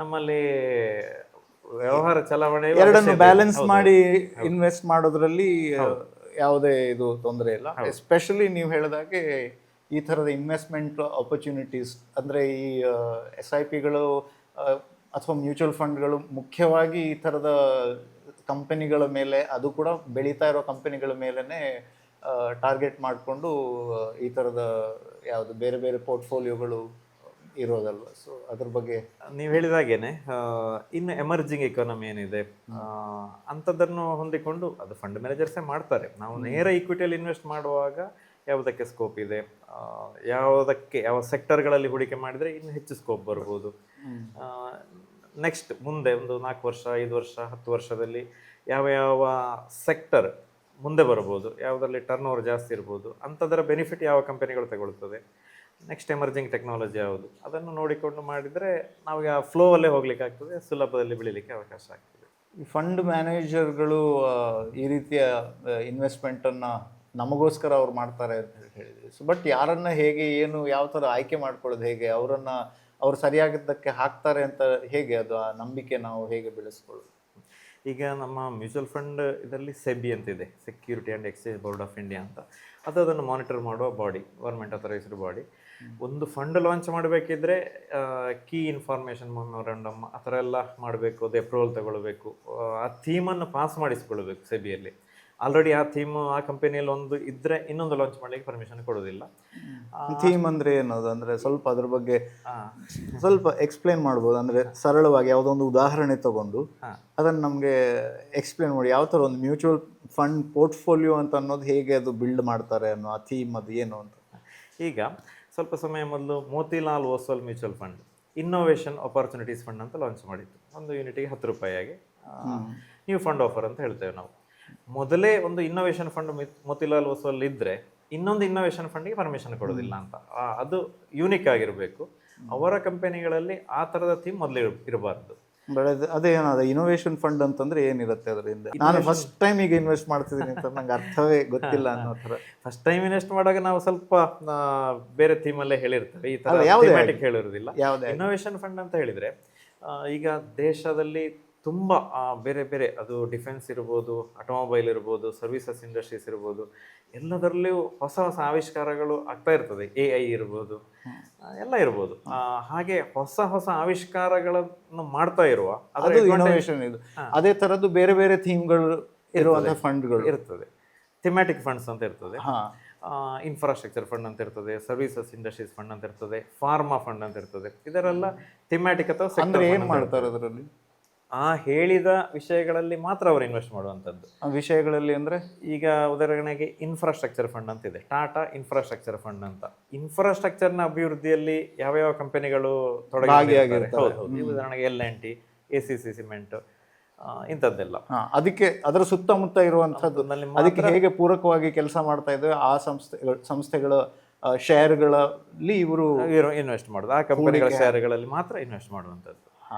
ಹಾಗೆ ಬೇರೆ ಬೇರೆ ಇದೆ, small cap fund, mid cap fund, large cap fund ಅಂತ ಇದೆ. ಅಂದರೆ ಈಗ ಮಾರ್ಕೆಟ್ ಕ್ಯಾಪಿಟಲೈಸೇಷನ್ ಅಂತ ಇದೆ ಮ್ಯೂಚುವಲ್ ಫಂಡ್. ಈಗ ಶೇರ್ ಮಾರ್ಕೆಟಲ್ಲಿ ಮೊದಲೆಲ್ಲ ನಾವೆಲ್ಲ ಈ ಉದ್ಯೋಗ ಶುರು ಮಾಡುವಾಗ 200 ಕೋಟಿಗಿಂತ ಕೆಳಗಿನ ಟೋಟಲ್ ಕ್ಯಾಪಿಟಲ್ ಬಂಡವಾಳ ಇದ್ದ ಕಂಪನಿಗಳಿಗೆ ಸ್ಮಾಲ್ ಕ್ಯಾಪ್ ಅಂತ ಹೇಳ್ತಾ ಇದ್ರು. ಈಗ ಸಾಧಾರಣ ಒಂದು 3,500 ಕೋಟಿ ಕ್ಯಾಪಿಟಲ್ ಇದ್ರೂ ಕೂಡ ಸ್ಮಾಲ್ ಕ್ಯಾಪ್. ಆಮೇಲೆ ಒಂದು 8,000 ಕೋಟಿವರೆಗೂ ಸಾಧಾರಣ, ಅದು ಆ 3,500 8,000 ಕೋಟಿವರೆಗಿದ್ರು ಈಗ ಮಿಡ್ ಕ್ಯಾಪ್ ಅಂತ ಆಯ್ತು. ಅಂದ್ರೆ ಮೀಡಿಯಂ ಮಿಡ್ಲ್ ಕ್ಯಾಟಗರಿ ಆಯಿತು. ಆಮೇಲೆ ಒಂದು 8,000-10,000 ಕೋಟಿಗಿಂತ ಹೆಚ್ಚು, ಈಗ ಅದರಿಂದಲೂ ಹೆಚ್ಚು ಬಂದಿದೆ, ಅದು ಲಾರ್ಜ್ ಕ್ಯಾಪ್ ಅಂತ ಆಯಿತು. ಬ್ಲೂ ಚಿಪ್ ಕಂಪನಿಗಳು ಅಂತ ನಾವು ಹೇಳ್ತೇವೆ. ಸಣ್ಣ ಕ್ಯಾಪ್ ಕಂಪನಿಗಳಿಗೆ ಅದರಲ್ಲಿ ಲಿಕ್ವಿಡಿಟಿ ಇರುವುದಿಲ್ಲ, ಅಂದರೆ ಬೇಕಾದಷ್ಟು ಶೇರ್ಸ್ ತಗೊಳ್ಳಿಕ್ಕೆ ಆಗೋದಿಲ್ಲ. ಅದು ಇನ್ನು ಬೆಳೀತಾ ಇರುವಾಗ ಅದಕ್ಕೆ ಸ್ಟೆಬಿಲಿಟಿ ಇಷ್ಟು ಇರೋದಿಲ್ಲ, ಫ್ಲಕ್ಚುಯೇಷನ್ಸ್ ಜಾಸ್ತಿ, ರಿಸ್ಕ್ ಮತ್ತು ರಿಟರ್ನ್ ಎಲ್ಲವೂ ಜಾಸ್ತಿ, ಎರಡೂ ಜಾಸ್ತಿ. ಮಿಡ್ ಕ್ಯಾಪಲ್ಲಿ ಅದು ಕೂಡ ಹೈ ರಿಸ್ಕ್ ಕ್ಯಾಟಗರಿ ಅಂತ ಹೇಳ್ತೇವೆ ನಾವು. ಈಗ ಫ್ಯಾಕ್ಟ್ ಶೀಟ್ ಅಂತ ಬರ್ತದೆ ಮ್ಯೂಚುವಲ್ ಫಂಡಿಗೆ, ಅದರಲ್ಲಿ ಎಷ್ಟು ರಿಸ್ಕ್ ಇದೆ ಅಂತ ಅದರಲ್ಲಿ ಮೀಟರ್ ಅಲ್ಲಿ ಸೆಬಿ ನಾರ್ಮ್ಸ್ ಪ್ರಕಾರ ತೋರಿಸಬೇಕಾಗ್ತದೆ. ಅದರಲ್ಲಿ ನೋಡಿದರೆ ಮಿಡ್ ಕ್ಯಾಪ್ ಕೂಡ ಹೈ ರಿಸ್ಕ್, ಈಕ್ವಿಟಿ ಎಕ್ಸ್ಪೋಷರ್ ಜಾಸ್ತಿ ಇರೋದನ್ನು ಹೈ ರಿಸ್ಕ್ ಅಂತ ಹೇಳ್ತಾರೆ. Small cap mid cap high risk natural ಆಗಿ ಬರ್ತದೆ. ಲಾರ್ಜ್ ಕ್ಯಾಪ್ಗಳಲ್ಲಿ ಅದು ಲಿಕ್ವಿಡಿಟಿ ಜಾಸ್ತಿ, ಯಾವಾಗಲೂ ಅದಕ್ಕೆ ಡಿಮಾಂಡ್ ಜಾಸ್ತಿ ಹಾಗೂ ಸಪ್ಲೈ ಜಾಸ್ತಿ ಇರ್ತದೆ ಅಂಥ ಸ್ಟಾಕ್ಸ್, ಶೇರ್ಸ್. ಅಂದರೆ ಈಗ ಉದಾಹರಣೆಗೆ ಇದು L&T, SBI, ಟಾಟಾ ಮೋಟಾರ್ಸು, ಇಂಥ ಇದು ನಿಫ್ಟಿಯಲ್ಲಿ ಅಥವಾ ಸೆನ್ಸೆಕ್ಸಲ್ಲಿ ಲಿಸ್ಟ್ ಆದ ಕಂಪನಿಗಳು. ಅದು ಯಾವಾಗಲೂ ಅದನ್ನು ನಾವು ಬೇಡ ಅಂತಂದರೆ ಅದಕ್ಕೆ ಸೇಲ್ ಮಾಡುವಾಗ ಬೈಯರ್ಸ್ ಇರ್ತಾರೆ, ಅಂದರೆ ಶೇರ್. ಸೊ ಅಲ್ಲಿ ಅದು ಏರಿಳಿತಗಳು ಇದ್ದಾಗ ಅಲ್ಲಿ ಜಾಸ್ತಿ ಇರ್ತವೆ. ಇರ್ತದೆ, ಅಲ್ಲಿ ಲಿಕ್ವಿಡಿಟಿ ಅಂದ್ರೆ ಆ ಕಂಪನಿಗಳ ಶೇರ್ ಬೈ ಸೆಲ್ ಮಾಡಲಿಕ್ಕೆ ಸರಾಗವಾಗಿ ಆಗ್ತದೆ, ಅವಕಾಶಗಳು ಜಾಸ್ತಿ. ಅವಕಾಶಗಳಿರ್ತದೆ, ಡಿಮಾಂಡ್ ಸಪ್ಲೈ ಜಾಸ್ತಿ ಇರ್ತದೆ. ಮತ್ತು ಷೇರು ಮಾರುಕಟ್ಟೆ ಏರಿಳಿತಕ್ಕೆ ಅದು ಬೇಗ ಒಳಗಾಗುದಿಲ್ವಾ? ಇಷ್ಟೊಂದು ಇರುವುದಿಲ್ಲ ಅದಕ್ಕೆ. ಈ ಒಂದು ವೇಳೆ ಸ್ಮಾಲ್ ಮತ್ತೆ ಮಿಡ್ ಜಾಸ್ತಿ ಏರಿಳಿತಕ್ಕೆ ಒಳಗಾಗ್ತದೆ, ಏರಿಳಿತಕ್ಕೆ ಒಳಗ ರಿಸ್ಕು ಜಾಸ್ತಿ ಅಲ್ಲಿ. ಜಾಸ್ತಿ. ಹಾಗೆ ನಾವು ಆದರೆ ಎರಡು ಅದು ಮೂರರಲ್ಲಿ ಇನ್ವೆಸ್ಟ್ ಮಾಡುವಂಥದ್ದು ಇದೆ, ಮಲ್ಟಿ ಕ್ಯಾಪ್ ಫಂಡ್ಸ್ ಅಂತ. ಓಕೆ, ಆ ಥರನೂ ಇದೆ. ಇನ್ನೊಂದು ಫ್ಲೆಕ್ಸಿ ಕ್ಯಾಪ್ ಅಂತದೆ. ಈ ಮಲ್ಟಿ ಕ್ಯಾಪ್ ಫಂಡ್ಸಲ್ಲಿ ಲಾರ್ಜ್ ಕ್ಯಾಪ್ ಇಷ್ಟೇ ಇರಬೇಕು, ಮಿಡ್ ಕ್ಯಾಪ್ ಇಷ್ಟು, ಸ್ಮಾಲ್ ಕ್ಯಾಪ್ ಇಷ್ಟು ಅಂತ ಇರೋದನ್ನು ಮಲ್ಟಿ ಕ್ಯಾಪ್ ಮೂರಲ್ಲಿ ಇರುವಂಥದ್ದು ಅಂತ ಹೇಳ್ತೇವೆ. ಫಂಡ್ ಮ್ಯಾನೇಜರ್ಗಳಿಗೆ ಹೆಚ್ಚು ಫ್ರೀಡಮ್, ಫ್ಲೆಕ್ಸಿಬಿಲಿಟಿ ಕೊಟ್ಟು ಯಾವುದರಲ್ಲಿ ಎಷ್ಟು ಎಕ್ಸ್ಪೋಷರ್ ಸಮಯಕ್ಕೆ ಅನುಗುಣವಾಗಿ ಮಾಡಬಹುದು ಅಂತ ಪರ್ಮಿಷನ್ ಕೊಟ್ಟು ಅವರು ಚೇಂಜ್ ಮಾಡ್ತಾ ಇರ್ತಾರೆ, ಮಾಡಬಹುದು. ಆ ಕ್ಯಾಪ್ಗಳ ಒಳಗೆ ಚೇಂಜ್ ಮಾಡ್ಕೊಳ್ಬಹುದು ಇನ್ವೆಸ್ಟ್ಮೆಂಟ್, ಬಟ್ ಆ ಥೀಮ್ ಒಳಗೆ ಇರಬೇಕು ಅಂತ. ಹೌದು. ಬಟ್ ಅಲ್ಲಿ ಹಾಕ್ತಾ ಇರೋ ಇದು ಯಾವುದರಲ್ಲಿ ಶೇರ್, ಯಾವ ಶೇರಲ್ಲಿ ಅವ್ರು ಇನ್ವೆಸ್ಟ್ ಮಾಡ್ತಾರೆ ಅನ್ನೋದು ಫ್ರೀಡಮ್ ಅವ್ರಿಗೆ ಕೊಟ್ಟಿರ್ತಿದೆ. ಅದನ್ನು ಪ್ರೊಫೆಷನಲ್ ಆಗಿ ಅವರು ಅನೌನ್ಸ್ ಮಾಡ್ತಾರೆ, ಅದನ್ನ ನಾವು ಫಾಲೋ ಮಾಡ್ಬೋದು. ನಮಗೆ ಫ್ಯಾಕ್ಟ್ ಶೀಟ್ ಅಲ್ಲಿ ನೋಡ್ಬೋದು, ನೆಟ್ ಅಲ್ಲಿ ನೋಡ್ಬೋದು, ಟ್ರಾನ್ಸ್ಪರೆಂಟ್ ಇರ್ತದೆ. ಆಮೇಲೆ ಎಕ್ಸ್ಪೆನ್ಸ್ ರೇಷಿಯೋ ಅಂತ ಬರ್ತದೆ, ಅದರ ಟೋಟಲ್ ಮ್ಯಾನೇಜ್ ಮಾಡ್ಲಿಕ್ಕೆ ವರ್ಷಕ್ಕೆ ಎಷ್ಟು ಪರ್ಸೆಂಟೇಜ್ ಎಕ್ಸ್ಪೆನ್ಸ್, ಆಮೇಲೆ ಅದರ ರಿಸ್ಕ್ ಎಷ್ಟು, ಆಲ್ಫಾ, ಹೀಗೆ ಬೇರೆ ಬೇರೆ ರಿಸ್ಕ್ ಲೆವೆಲ್ಗಳು ಬೇರೆ ಬೇರೆ ಇರ್ತದೆ. ಮತ್ತೆ ಮಾರ್ಕೆಟ್ನ ಎವರೇಜ್ ಬೆಂಚ್ ಮಾರ್ಕ್ ಅಂತ ಹೇಳ್ತೇವೆ ನಾವು. ಯಾವ ಇದು ಅದು ಸೆನ್ಸೆಕ್ಸ್, ನಿಫ್ಟಿ ಅಥವಾ ಬೇರೆ ಬೇರೆ ಮಾರ್ಕೆಟ್ ಕ್ಯಾಪ್ಗಳಿಗೆ ಹೊಂದಿಕೊಂಡು ಯಾವುದಕ್ಕೆ ಕಂಪೇರ್ ಮಾಡಿ ನಾವು ಇದನ್ನು ನೋಡುತ್ತೇವೆ, ಯಾವುದಕ್ಕೆ ಬೆಂಚ್ ಮಾರ್ಕ್ ಮಾಡಿದ್ದೇವೆ ಅದನ್ನು ಅನೌನ್ಸ್ ಮಾಡ್ಲಿಕ್ಕೆ ಇರ್ತದೆ. ಅದರ ಪರ್ಫಾರ್ಮೆನ್ಸ್ ಎಷ್ಟಿದೆ, ಮಾರ್ಕೆಟ್ ಬೀಳುವಾಗ ಅದೆಷ್ಟು ಬೀಳ್ತದೆ, ಈ ಫಂಡ್ ಪರ್ಟಿಕ್ಯುಲರ್ ನಾವು ನೋಡ್ತಾ ಇರೋ ಫಂಡ್ ಎಷ್ಟು ಬೀಳ್ತದೆ, ಮಾರ್ಕೆಟ್ ಬೀಳುವಾಗ ಅಷ್ಟೇ ಹೆಚ್ಚು ಬೀಳ್ತದ, ಏಳುವಾಗ ಅಷ್ಟೇ ಹೇಳ್ತದ, ಹೆಚ್ಚು ಹೇಳ್ತದ, ಅದನ್ನು ನೋಡ್ಬೇಕಾಗ್ತದೆ.